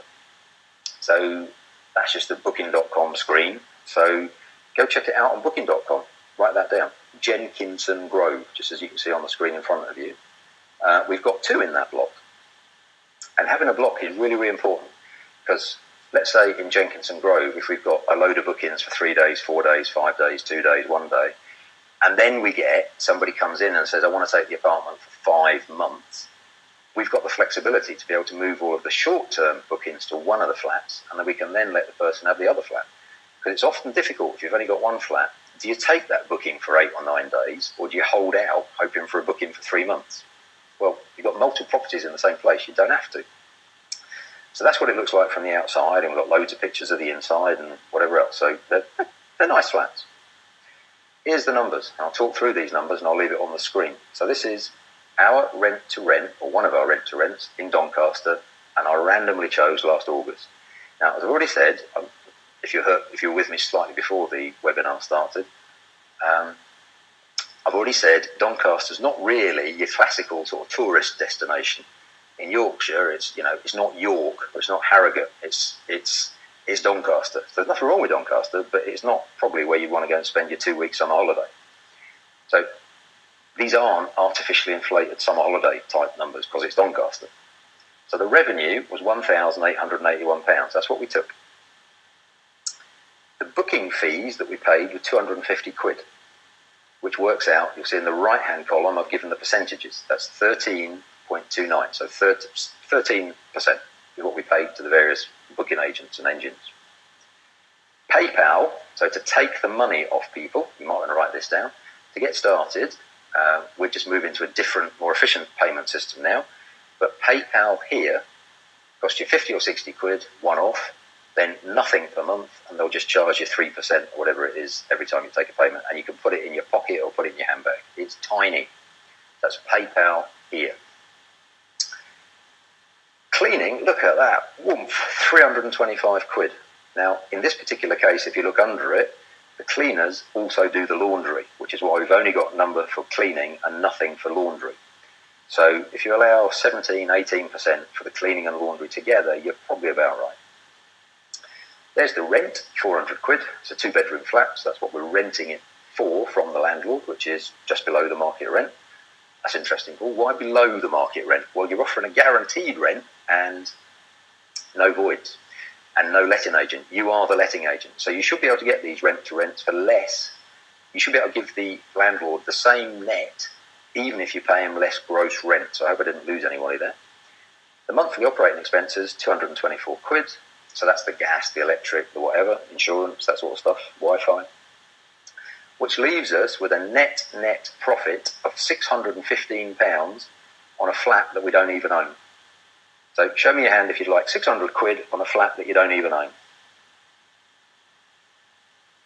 Yeah, quite a few of you. Thought you might. So, okay. And there's some of our KPIs, the occupancy rate, the number of bookings, the number of nights per booking, the number of guests per booking, all that stuff. So I'm going to keep moving if that's all right. So what's the worst that can happen? We get no bookings. Well, make sure it works as a single let. Then what can really go wrong? What can go wrong? Damage.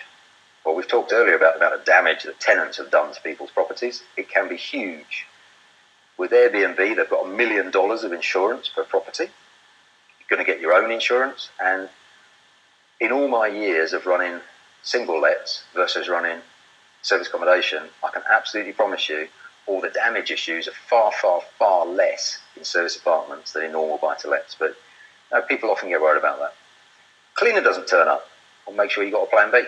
For every trade, so electricians, plumbers, whatever, for every apartment, we've got a list of minimum 3 of everything, including 1 24-hour person. Well, what else could go wrong? Well, I'm sure many of you will know, so show me your hand if you're worried about all the changes coming up in April where George is putting extra stamp duty, he's limiting the amount of interest relief. Yeah, a lot of you. Okay, cool. Well, all this anti-landlord legislation, all these attacks on us from the government this year. C1 is business use. It's a business. As a private landlord, you can claim all your tax relief. You're not going to be limited to basic rate tax relief because it's a business. It's not a buy-to-let.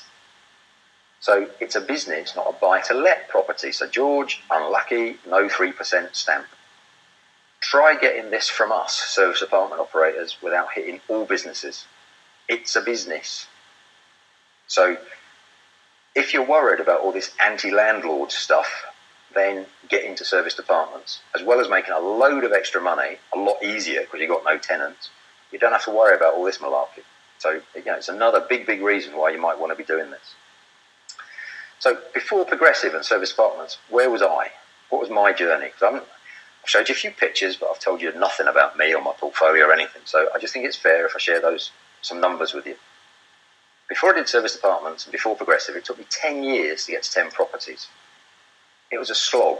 I was doing 1 property a year. I was working a day job. I had a young family, yada, yada, yada, like many of you out there. So to add 1 property a year, as well as doing everything else, I thought was quite good.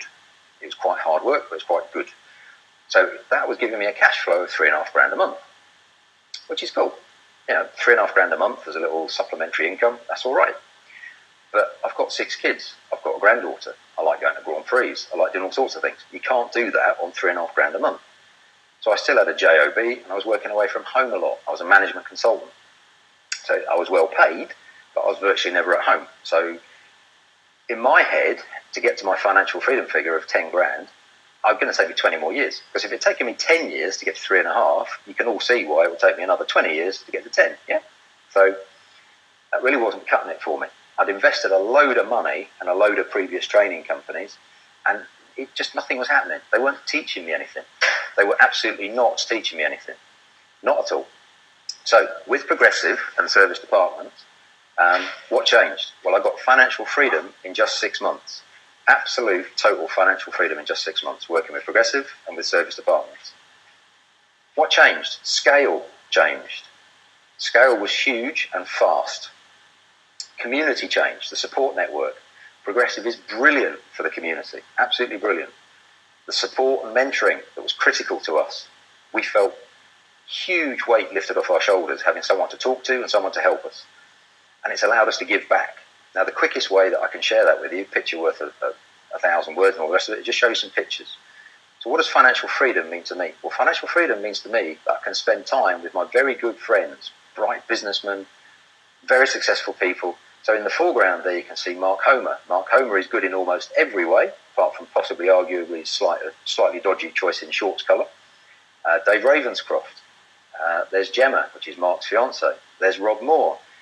That's in a gorgeous restaurant in the Cayman Islands this time a year ago. So within 6 months, I had the financial firepower to be able to do things like that. Scale, that is one of our commercial conversion projects. And that's turning into 11 service departments. So show me your hand if you'd like to be doing projects like that in 6 months or a year's time. Yeah, a lot of you. It's nice, isn't it? That's a nice landmark development.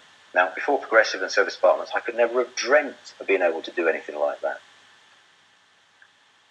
There's Rob with Anico. That's at the Café de Paris just after the Monaco Grand Prix last year. We love the Monaco Grand Prix. We go there with a group of Progressive guys and girls every year now. Community. Look at that. 90 odd people in a room in Glasgow listening to Mark Homer. Look at that. There's more of the community, the Progressive community, down in Peterborough. So it doesn't all have to be work. It can be plenty of fun as well. Here's the really important stuff. This is giving back. This was last August. This was the middle of the summer, and this was a charity ball. You can just about see him. This was everybody just coming in. So we had a really successful event, a really great night, charity ball in Doncaster. Reese, our business partner down in Doncaster, had very kindly arranged this fantastic black tie charity ball to enable me specifically to give back. I've had a condition called Crohn's disease for 37 years now. I'm 51 years old, had it for 37 years. This night was raising money. We raised thousands and thousands of pounds to give back to the Crohn's and colitis charity. Now, how do I give back? What does giving back mean for me? I think this is a question for all of us when we get to a certain level of financial freedom. What do we want to give back? What difference do we want to have made in the world? Well, I have two forms of giving back, and both of them make me really pleased. One form of giving back is when I get an email or a phone call or someone comes to see me and says, Paul, thank you. I just really want to thank you for the time you've spent, for the training you've given me, for the support you've given me, and I'm now financially free. That means a massive amount to me, and it's just such a privilege to be able to share this strategy. Service accommodation, working with Progressive, to get to financial freedom. I love it. I absolutely love it. But here's something that's even more important to me. I spend at least a day a week, probably moving towards 2 days a week now, working with especially younger people that have got Crohn's or colitis. And to make a difference to their lives is an enormous privilege. Like I said, I've had Crohn's I was diagnosed at 14, I'm now 51, so 37 years. I've spent years in hospital. I'm not a doctor, but I've learned so much about you can't have a condition for 37 years and not learn about it. At one stage, I was critically dependent on this crazy cocktail of NHS drugs to keep me going, and they were just making me worse and worse and worse. 6, 7 years ago, I managed to get myself off of all those drugs. I'm fit, I'm strong, I'm healthy, and nothing gives me greater privilege or more happiness than to be able to work with people that have been newly diagnosed with Crohn's and colitis just to show them that there is another way. And And I want to give you a particular example. There's a father and a 7-year-old son that I've been working with on the south coast of England. And can you imagine that? As a father, you're told that your 7-year-old has got Crohn's disease and it's going to impact the rest of their lives. Strong prospect of surgery and drugs and whatever. But the particular thing that hurt me was this little boy, all he'd ever wanted to be was a pilot. And the doctors had told him he couldn't be a pilot. So I just sent him a picture of me, and he's got it on his wall. Not because he likes looking at me, but it's me flying a helicopter, because that's one of the things I do. How good would it make you feel to be able to give someone their dream back? I don't know. But to be able to give back in whatever way you choose to is dependent on your financial freedom. And if this strategy, if working with progressive and service accommodation, moves you to your financial freedom so that you can give back in whatever way you found really powerful and really rewarding, then I'm going to be enormously grateful to the process, to progressive, to the system that I've showed you. So it will be a major, major privilege if we could work together to get your financial freedom so that you can give back in whatever way suits you. So if you wanted to, a little update with progressive and service accommodation, how have our figures moved? Well, we're now at 84 units instead of 10. Our monthly passive income is just a touch off £30,000. The portfolio value is 6.9 million. And our equity in that is approaching 3 million, so it's about 40%. So that's a strong set of financials, but we've got more and more units coming online as we speak, and those figures are just going up and up and up.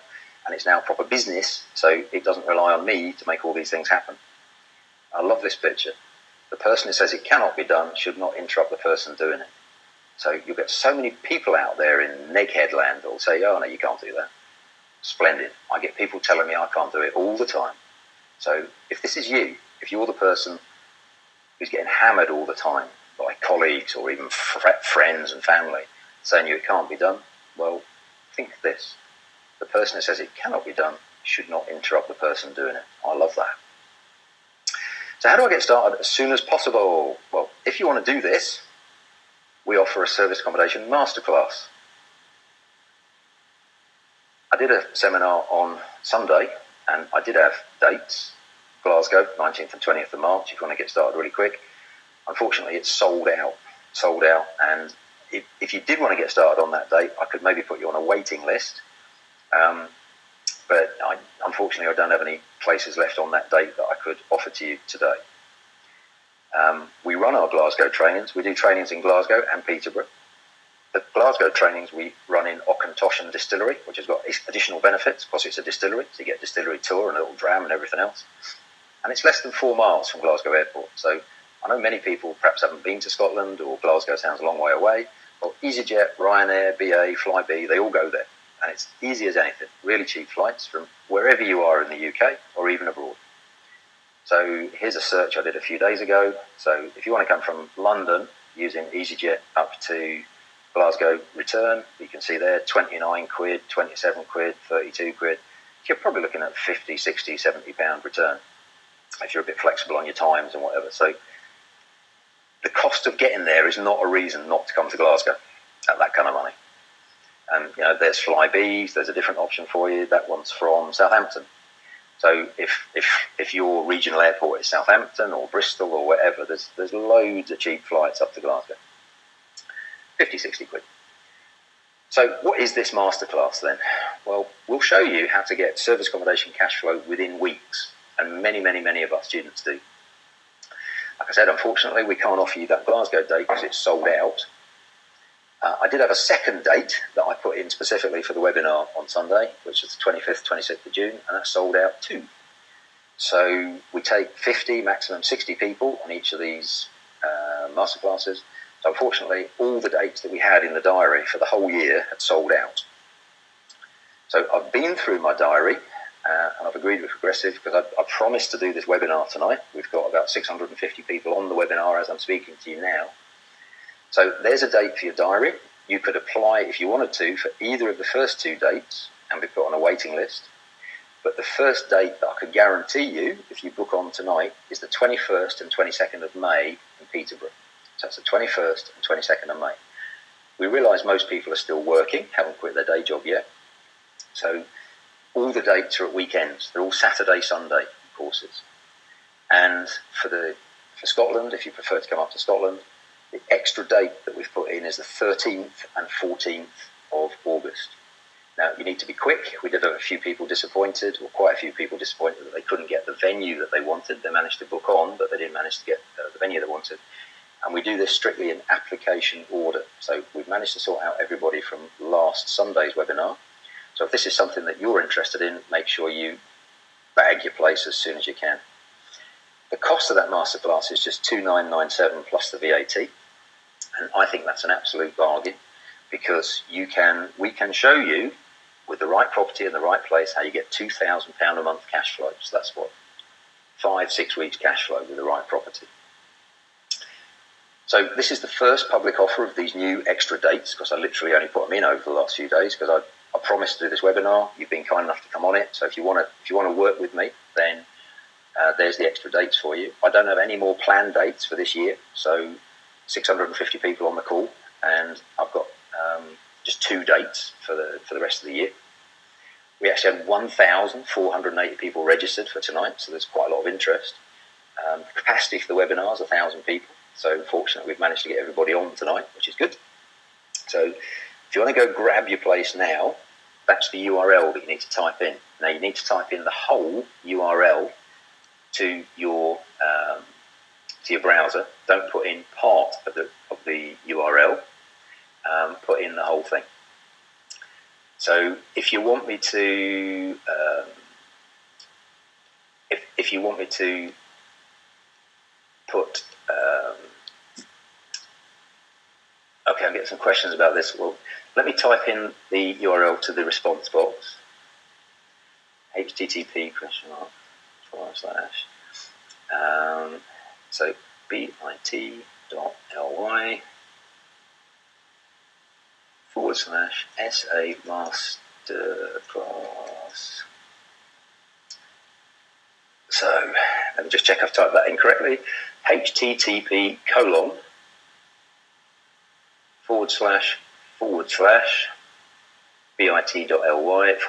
/SA Masterclass. I'm going to send that to all of you. So you should all have the link in the comments box, in the answer to the questions box. And specifically, I was asked, me and my brother who share property business want to go in your masterclass together.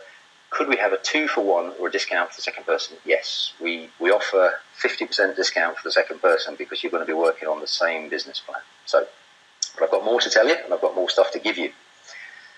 So that's the masterclass. So what's it in detail? We get 2 full days of the diamond systems, the support and the solutions. You learn how to take payment in advance on booking via credit card. You're going to enjoy that forward cash flow and no bad debt. Simple operational systems for your operational setup.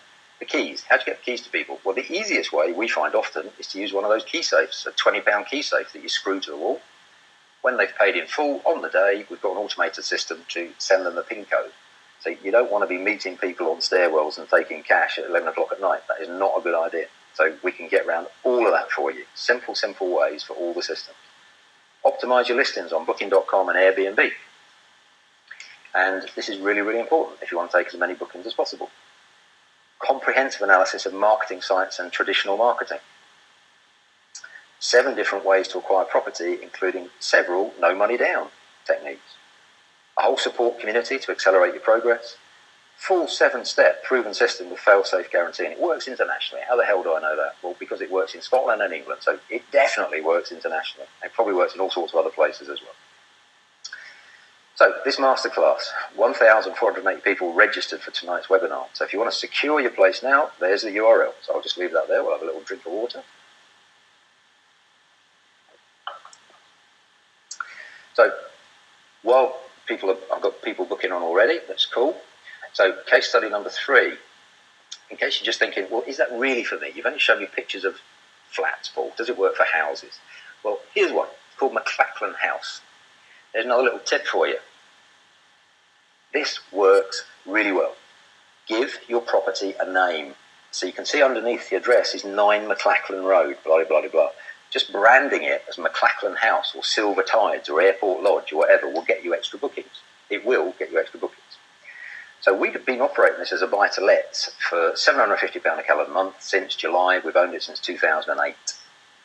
In July 15, so 6, 7, 8 months ago, we converted it to serviced accommodation. And to be honest, I wasn't sure if a big 4-bedroom house was going to be sensible as a serviced accommodation unit.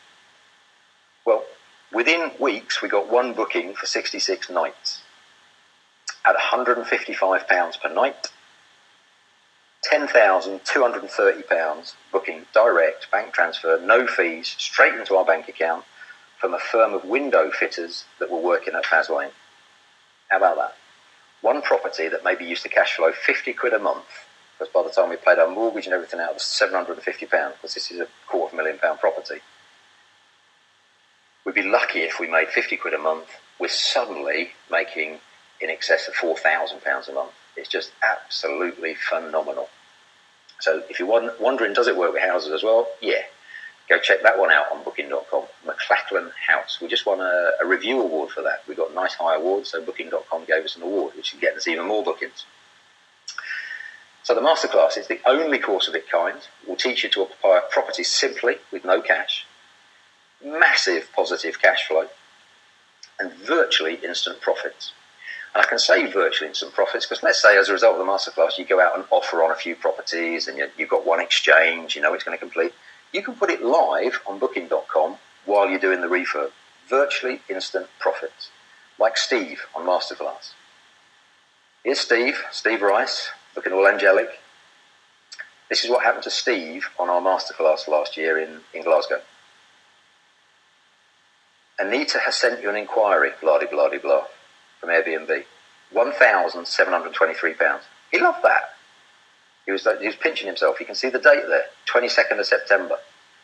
22nd of September. And he was very, very pleased with himself. And then this happened. Look at that. You can see the date, 22nd of September. 2297. Same property. Same property. Pinching himself. And then this happened. £5,171. So in one weekend, while he was on Masterclass with us, he got almost £10,000 worth of inquiries from Airbnb. This is how fast and powerful this stuff is.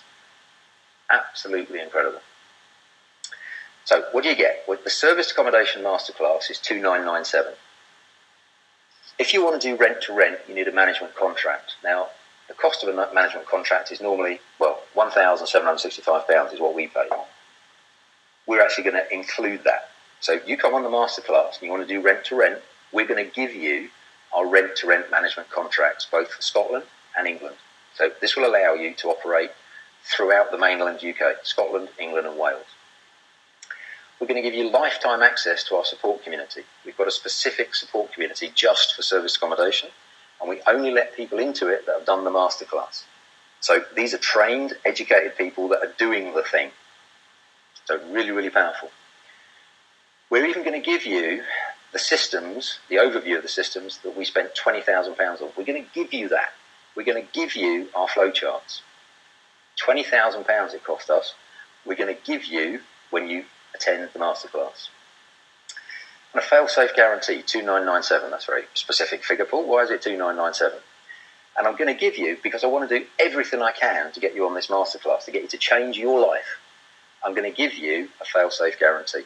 So the today-only price. Anybody want to know what the today-only price is? Show me your hand if you want to know the special today-only price. Okay, I've got hundreds of people putting their hands in the air. Right, good. Well, I'm going to give you the today-only price in a minute. I'm going to show you the fail-safe guarantee first. I think that's only fair. Now, my guarantee to you is that do the masterclass, and if you don't have at least 2 serviced apartments, so 2 or more serviced apartments within a year, I'll give you your course fees back. So you might only have 1 serviced apartment. and it might only be making you £2,000 a year a month. So come on my masterclass, and if you've only got one service department, if you do everything we tell you to do, if you follow all of our systems, if you talk to us, if you tell us what your problems are, if you allow us to help you with your problem, if you don't get 2 service departments within a year, I'm going to give you your money back. So that's why it's worth $2,997, because that's the price of the course. Now, some of the most difficult people to convince in the world are sometimes difficult to convince, slightly pessimistic, slightly sceptical Scottish blokes. And there's 2 of them there, side by side, right in the middle, with Rob and Mark. That's Ian McBain Senior and Ian McBain Junior. Now, they are really hard work to convince, really sceptical, and they really don't suffer fools gladly. Now, you can see a little smile on Ian McBain Senior's face there. I think I asked him afterwards, and I discovered it's because he'd saved 28 pence on something. They are really living up to the stereotype of the Scots. So, could I convince these 2? Well, here's their experience. Father and son team based in Essex, award-winning property investors, so really successful in property. Previous issues had been voids and tenants. Their first service accommodation unit gave them profits of 4 times the previous single lets. They learned the system, they got massive results. So in their own words, they sent me a few words and they asked me to read them out to you. Ian and Ian have operated single let properties for several years. The biggest issues for us, in common with many other single let landlords, are tenant issues and voids, which ultimately eat into business profitability. Now, since becoming aware of the service accommodation strategy through our good friend Paul, our single let properties that we've converted to service accommodation show a massive increase in monthly cash flow. For example, a 3-bed semi-detached house that was previously cash flowing £350 per month now average cash flows net at £1,300 per calendar month. This is in Southend in Essex, almost 4 times what we previously cash flowed. In fact, when we set up our first service accommodation unit, it had full occupancy 19 nights out of 21. Such is the achievable profitability of our strategy, we're currently converting others of our 5-bed HMOs into high-end service accommodation units. This strategy is infinitely scalable. We discovered how easy it was to operate the service accommodation model through education, following the easy, proven 7-step systems designed by Paul, which lays out step by step the processes and systems you need to put in place. By simply following the processes and systems, it's impossible to fail. That simple. What Paul showed us through the 7-step system has clearly put our business where it is today, and we continue to scale it up. If you're reading this or listening to this and wondering what your next step should be, take our word for it, don't hesitate, take action now. Every moment you delay is costing you money.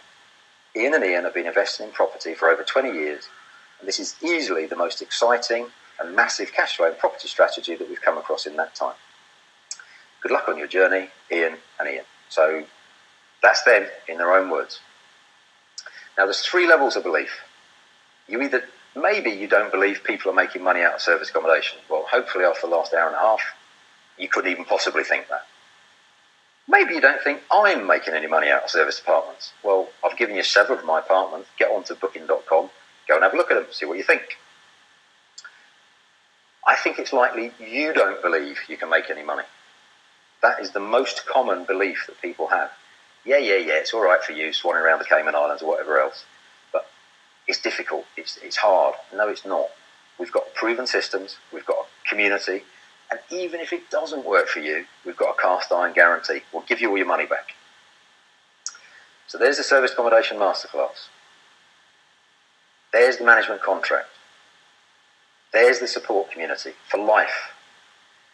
There's the overview support systems. Every element of what you need to do to set up a service department, we're going to give it to you. Your fail-safe guarantee, you now understand why it's $2,997. Today, only price is just $1,395 plus VAT. I've done everything I can to keep down the cost of it to make it as affordable as possible for as many people as possible.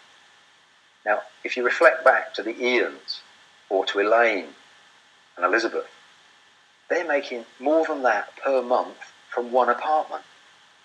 I'm giving you everything I've got there for $1,395 plus VAT. So you've got your opportunity to book now. 19th and 20th of March is sold out. We can go on a waiting list. 25th, 26th of June is sold out, but you can go on a waiting list. Extra dates just released tonight for the very first time. 21st, 22nd of May in Peterborough. 13th, 14th of August in Glasgow. Grab your place now. Don't wait. Don't wait till tomorrow. They're all going to be gone, because that's what happened last time. There's the URL. http://bit.ly/SA masterclass. So we're very, very nearly at the end. My brain is still working, so I'm going to give you the extra stuff just now. John, okay, just paid. Can I pick the 21st, 22nd of May date, please? Yes, you can, John, because you're in, well, I don't know if you're first, but you're certainly amongst the first. So just a couple more things to share with you. We are so nearly done. Your financial freedom figure, what was it? What was your financial freedom figure? Go back to that. How many service departments do you need? 5, 10, 15? Pretty unlikely you need more than about 10. Most people are going to be financially free within 10.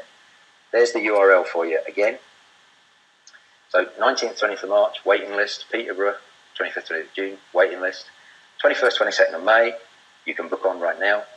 13th, 14th of August, you can book on right now. Remember that service accommodation deal analyzer that's worth 795 quid that is never sold?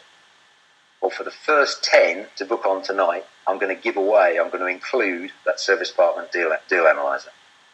So you can make an instant fast start before you even get anywhere near the course. You can be analysing deals. So there's the URL. So thank you. You've been wonderful. I've been Paul.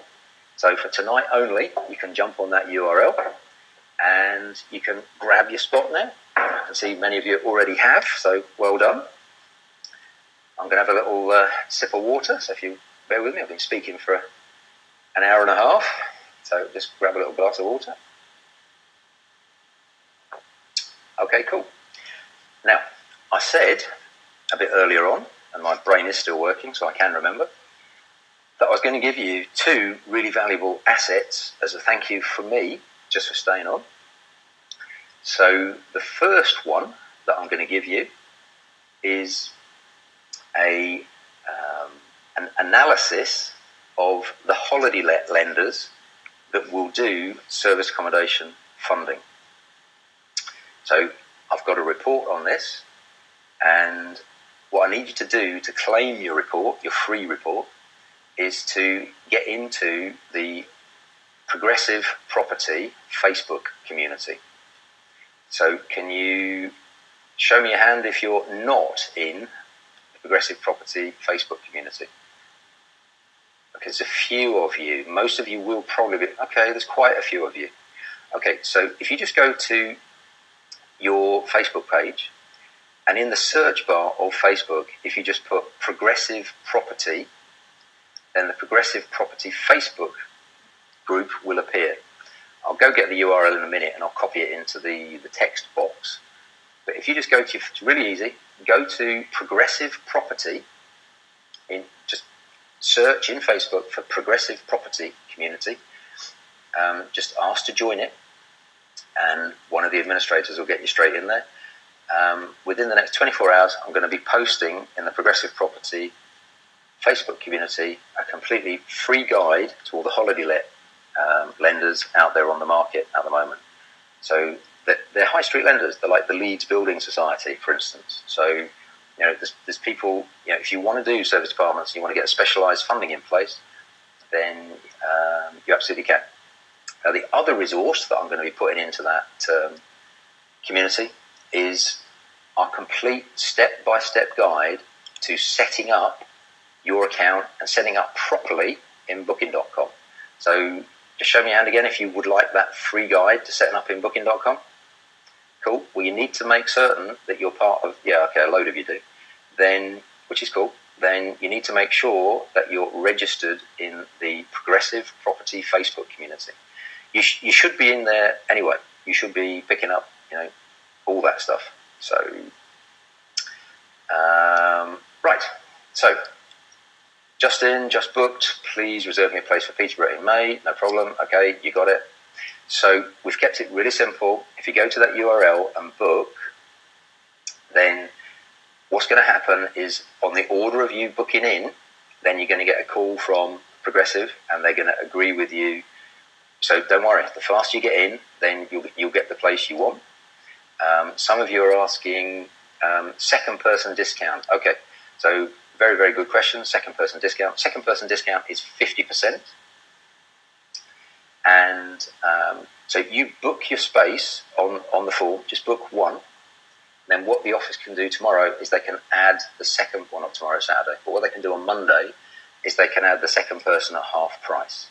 So to confirm your 1.5 places, Graham, you're asking me there, to confirm your place and the second person's place, just book for one person and that will reserve your space for you and for them. And we can sort the half person out. We just kept it as simple as we possibly could. Just make a booking and we'll sort that out. Irma, I like the page. How do I get the bonus? Okay, you're talking about the Facebook page. Well, I'm going to post it in the Facebook page and everyone in the entire Progressive community will get it. So as long as you're in the Progressive community, don't like it, you need to join it, Irma. You can like it as well. I'm not saying don't like it, but just make sure you join it. Otherwise, you won't get the bonus material. I booked one in May. Thank you, Krish. Cool. Perfect. Thank you, Krish. Patrick Nivelle. Patrick, you're saying, please reserve me a place in Peterborough in May. Cool. Well, to reserve your place, Patrick, you've probably done this already, but you need to go on to that URL and you need to sign up. So other questions people are asking me is, the second person is half price. Michelle, I don't understand the question. You're asking me, am I able to reserve a seat for Monday? Do you mean, can you book a place on Monday? I wouldn't wait. They're quite likely to be gone. So, So don't wait. Just get on there and book it, and we can sort out the dates. And if you want to take a second person. So the second person is half price. So that's going to be roughly, what's that? 1,400 would be just under £2,100 plus the VAT for 1.5 people, or for 2 people, but you pay 1.5 prices. Some other people are asking me, is it tax deductible? Yes, absolutely, it's tax deductible. You can put this on your personal tax return. You can get you can offset the cost of doing this course against your service accommodation business. So it's tax deductible. Have you put a link or whatever in Facebook yet? No, I'm going to do that over the next day or two. So just if you're in the community, smash in, but I haven't put the links up yet because I'm on the webinar. So,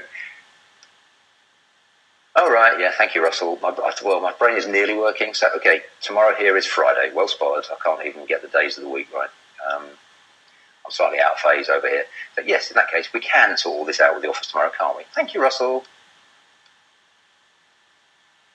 Richard, any possibility to attend the course in March at all for 2? Well, if you want to get on I'm pretty confident. The reason I said waiting list, there's 60 odd people booked on that course. Life is going to get in the way, Richard. So we're going to have people pull. And what we always do is, if someone's booked on the course, but then, I don't know, they have to go to a funeral or one of their kids is sick or whatever, just because you're booked on a course, we will always let you rebook to a subsequent course. So I don't know who they're going to be, Richard, but I'm confident something's going to happen so that at least 2 people will definitely pull out. So put that in the comments box, book on now, put in the comments box that you want to be waitlisted for the March date in Glasgow. And if you're the first one that's put that, then that's what you're going to get. Okay, so I hope that answers your question, Richard. Book for 2, Sharon, can you get the discount? Oh, Sharon, yes, of course you can.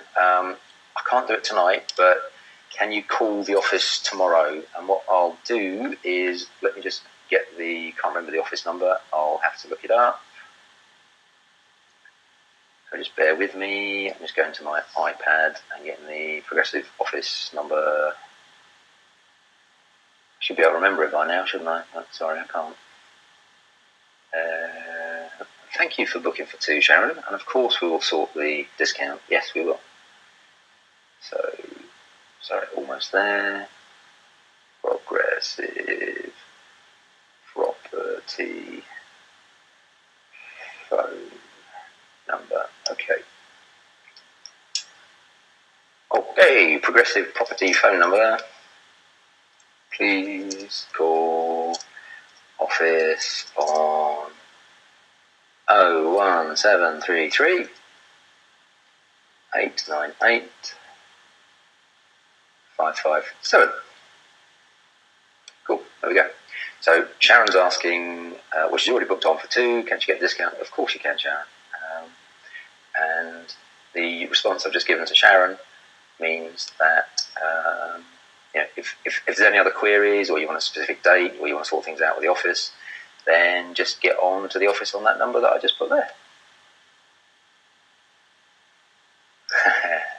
Okay, come on, Michael, pay attention. You've just said, Rob, I've booked up. I'm not Rob.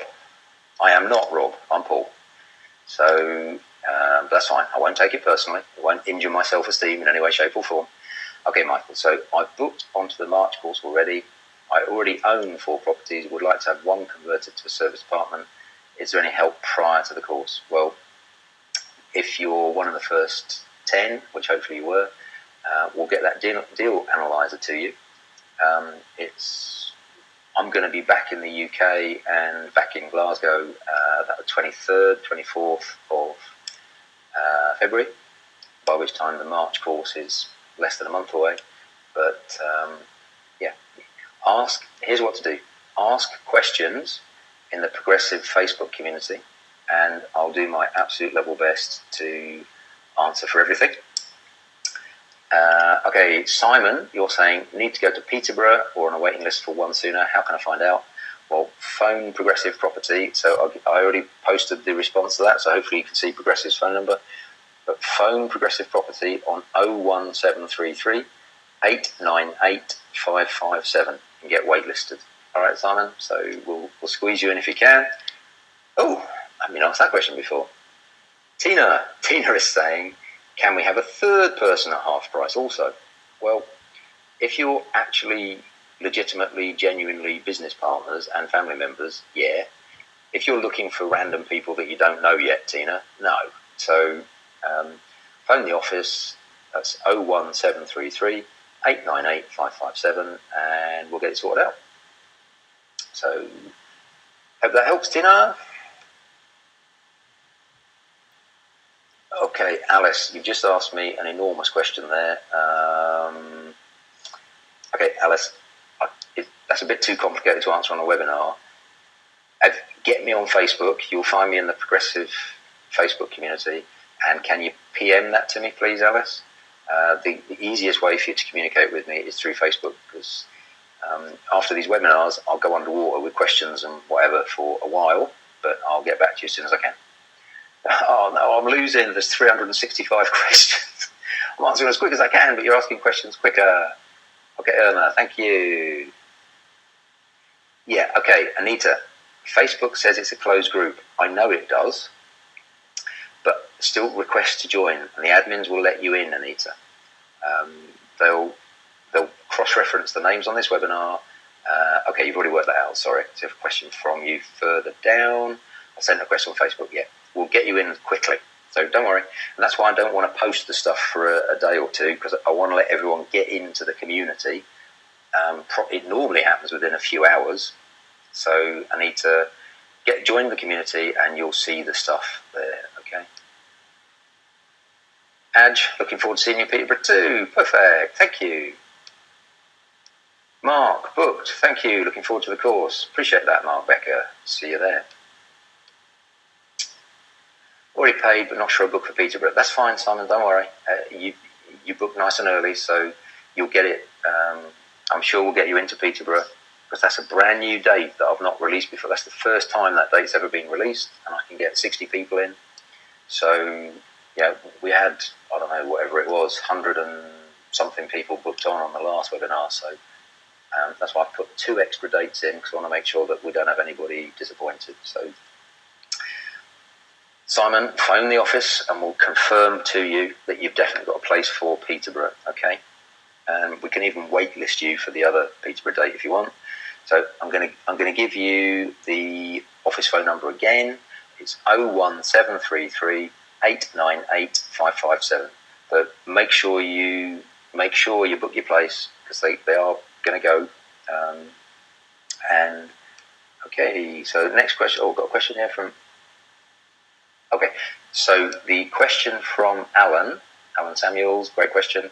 What percentage of your service department rooms have 100%? Okay, have en-suites, and the answer is 100%. Not every room in every house has an ensuite. That's where we let it out by the house or by the flat. But if you're going to let it out by say you've got an HMO with 5 rooms and you're going to do service department rooms, then the way we work is that 100% of our rooms, if they're rooms, have en-suites. So hope that helps. Okay. I literally paid for 2 people a second before you said second person half price. Can I get a discount, please? Yes, you can, Martin. I don't know if you heard me saying that to other people, but phone the office tomorrow, and yeah, I don't want you paying twice for 2 people. You're due to pay 1.5 people, so we'll get that rebated to you tomorrow. So phone number again, 01733 898 557. So jump onto that URL, book your places, and look forward to seeing you there. Marion, see you in Glasgow in March. Perfect, good. Look forward to it. Hope you enjoyed this evening.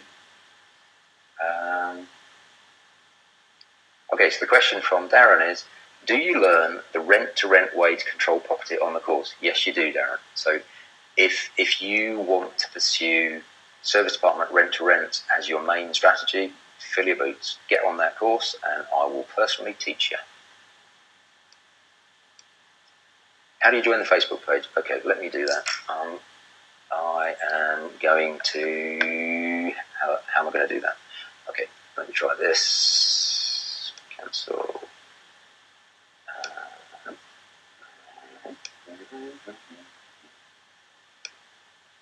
What I'm doing now, I'm going to go to Facebook. I'm going to show you what it looks like. Okay, so I'm actually on Aniko's machine. So I'm in Facebook now, as you can see. I think I'm probably signed on as my wife or whatever, but that's fine. So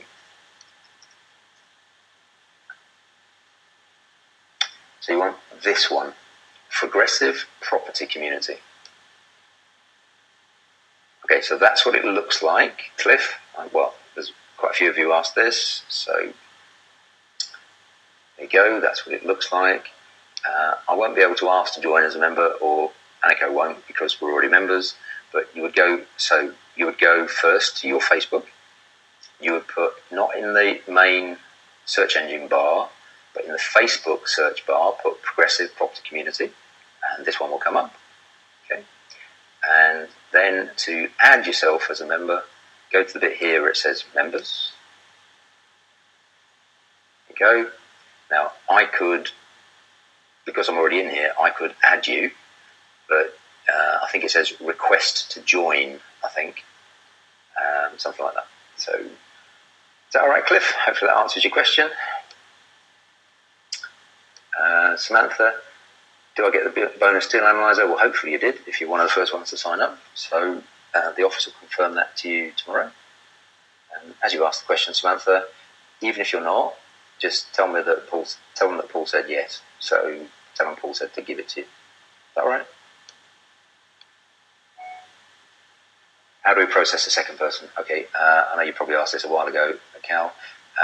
Through the office tomorrow. If you've paid for one, that's cool. Let's reserve your place. We'll get both of you on. So I've got so many of you are asking this. So let's just give you the office phone number again, just in case. So it's 01733 898 557.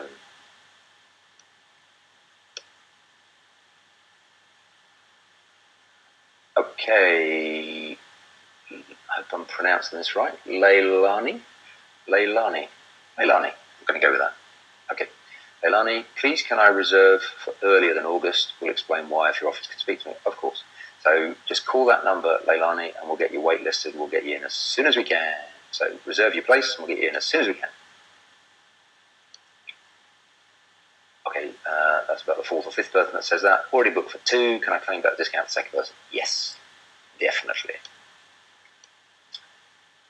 Does service apartments have to be operated through a limited company, Darren? No, you can do it in your personal name. Absolutely no problem.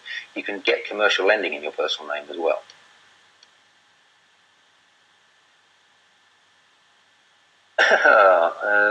Right, I'm being asked, could I perhaps do the course online as well via video link for the same fee or less?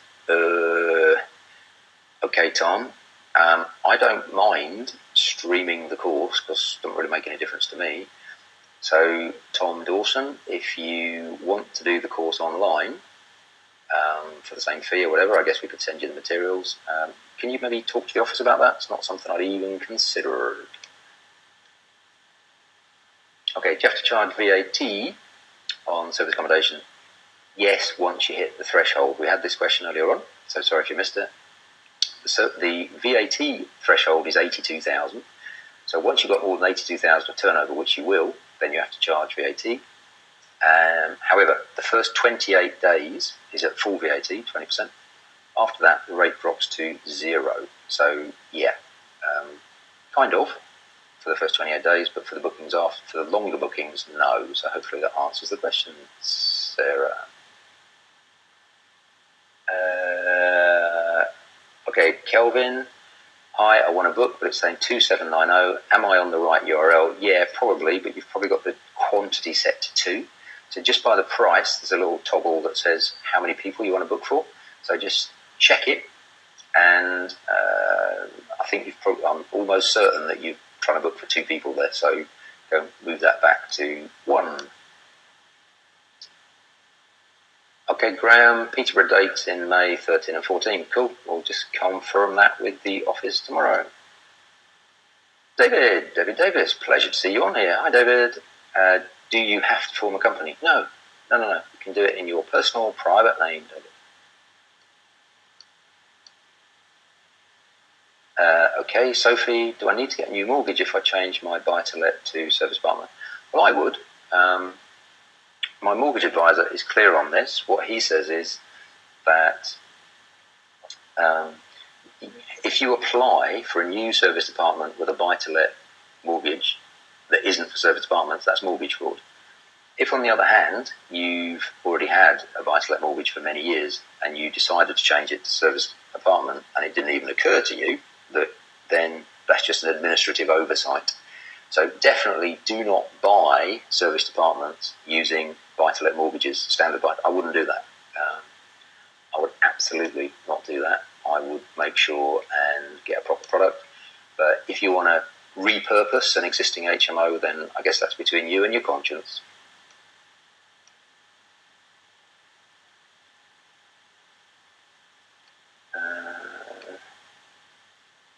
Okay, Jim, I'm looking for a JV. Interested? Okay, we do absolutely open ourselves to JVing with people, but we need people to be educated and know what they're doing. So we do look to JV with people, and we are JVing with people, but they need to do the course, they need to do the class, and then we can look at JVing with them.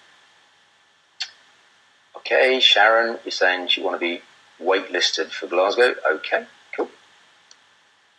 Then let the office know. Right. Okay, another question. We've got a lot of questions about businesses. Okay, I have one buy-to-let. If I convert it to C1, as in service accommodation, do I have to register it as a business? No, it is a business, but you can operate it as a private individual. I've obviously not communicated that properly because a lot of people are asking. I've booked one person, but want my business partner to come too. So how does she get onto the course at the rate? Phone the office. So a lot of people are asking me this. We just want to keep the booking process as simple as possible. So the office phone number is 01733 898 557.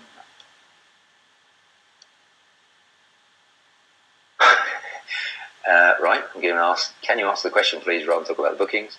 Doing my best. I've got 396. I'm just going through them in order.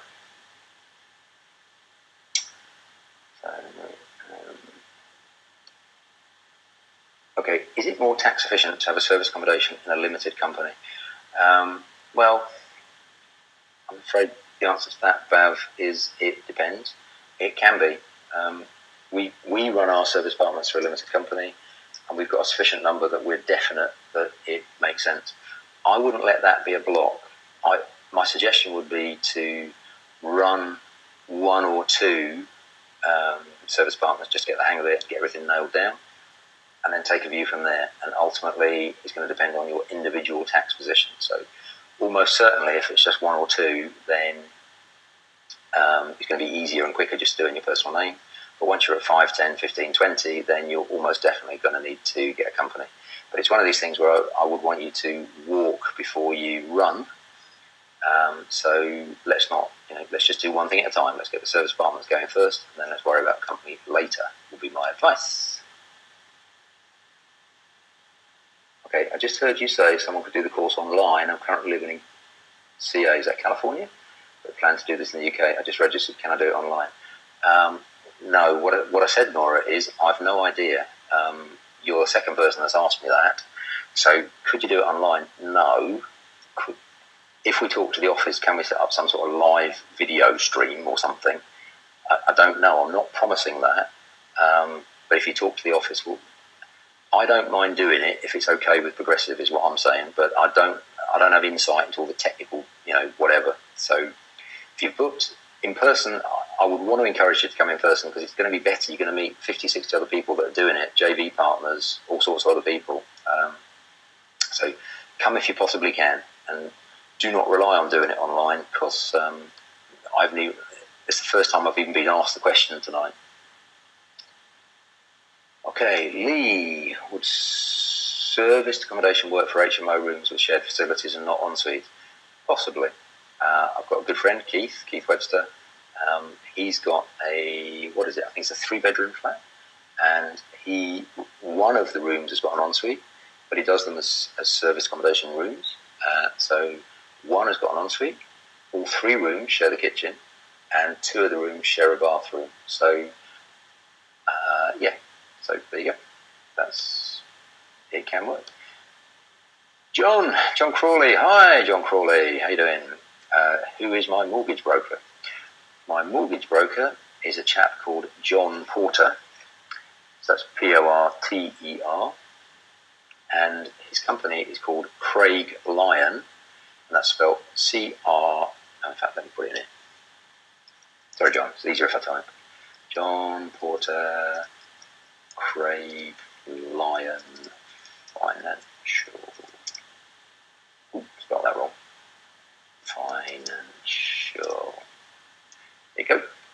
So, there you go. I've just given everybody our mortgage broker and the company name. So get hold of John and I'm sure he'll help you. Okay, Richard is saying, is it easy to get C1 in central London? That's going to depend on the relevant borough or council. So some areas are a lot easier than others, like I said to quite a lot of other people, and it depends on the property as well. So just talk to the planners, please. I have a limited company that's categorised as a property company. That means no deduction of VAT. Not sure I understand the question. Do you mean no addition of VAT, possibly? With service accommodation, would VAT be deductible? Well, VAT would be chargeable if you breach the VAT limit. So that's £82,000 at the moment. So,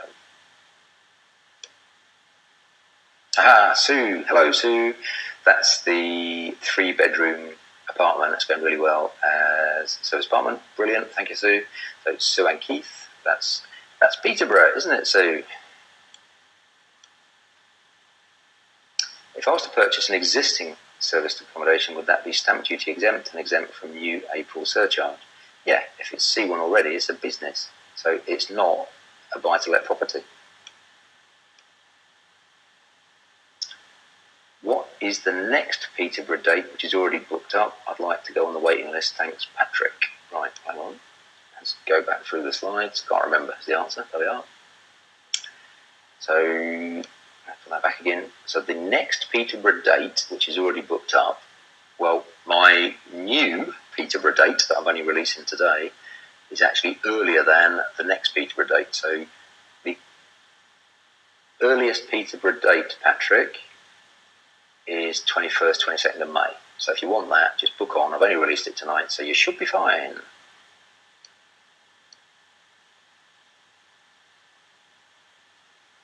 Okay, so Mark, he's obviously been looking at some of my properties. He's saying, some of my reviews on some of my properties aren't great. Can you expand on this for Dumbarton and Doncaster? Yeah, I mean, quite often, a review doesn't need to be 9 out of 10 or 10 out of 10 to get it to the top. As long as, I think they're all sort of 6.5, 7.5, whatever, that's fine. That gets them to the top just fine. The Doncaster ones we've just refurbished, and you won't see the new reviews yet, but we've just redecorated them, repainted them and whatever. So the new reviews are a lot better than the old reviews, but it takes a while to work that out of the system. So you're not after 10 out of 10 all the time. So fabulous question, Mark. So I think 6 and above is fine. Clearly, the better the better.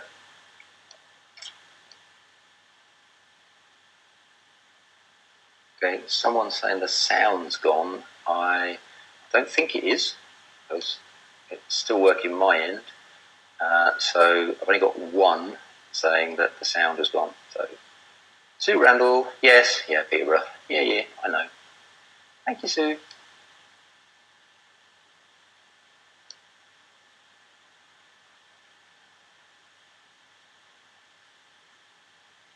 Yeah, sound is fine. I thought so. Oh, sound is back. Okay, good.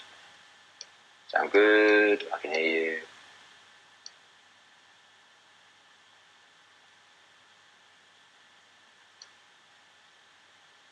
Hi, David. Have booked. I'm like Peterborough 21st May. Well, fabulous. Look forward to seeing you there. Thanks for your answer, Mark. Okay, cool. Elizabeth has said, reviews, to paraphrase Lincoln, you can only please some of the people some of the time. Yeah, all right. Yeah. Okay. All right. So what time is it? Oh, blimey, half an hour over already. So this webinar is going to end soon. Oh, I've still got 406 unread questions. I'm doing my best. Okay, Donna is asking me, I've got a granny annex to my home. Can I get C1? No, I don't think you can. I mean, well, you could for the whole property, but not if you want to live there. So let me think. You probably need to title split it. So if you did do the whole thing and title split it, and it's a separate entry in land registry, you could then. But if you want a mixed use title, planning classification, C1 and C3, if you're going to live in some of it and rent out the rest of it, you're going to end up in whatever it is, sui generis, the everything else planning category. So I've not tried that one myself. So I think if you split the title, you should be fine. If you don't, I think you probably can't.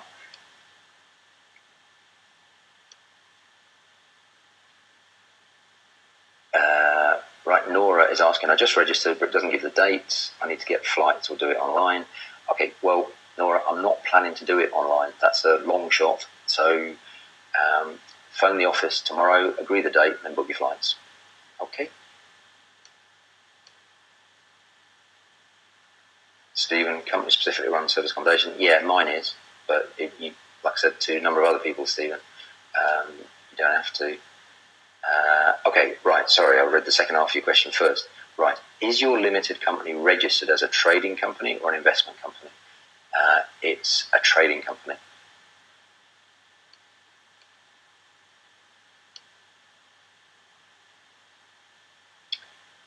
Okay, great question, Michael Smith. If you're doing rent to rent, then how would you get C1 on a property you don't own?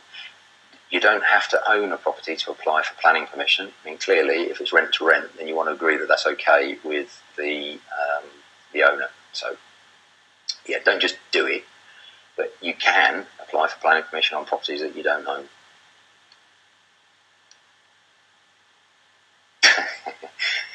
Exactly. Some people say it's great, others are not satisfied. Yeah, I know, but that's just the breaks, aren't you?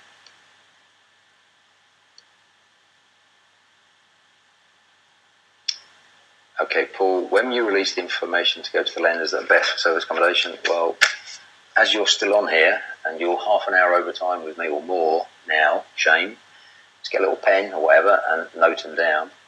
So I'm going to give you 4 just to be going on with, if that's okay. So the first one is Leeds Building Society. Next one has got some geographic limitations, but it's Monmouthshire Building Society. They only do Wales and the southwest. So it's Monmouthshire, Monmouthshire Building Society. Next one is Principality, which is England and Wales. That's the Principality. And the final one, just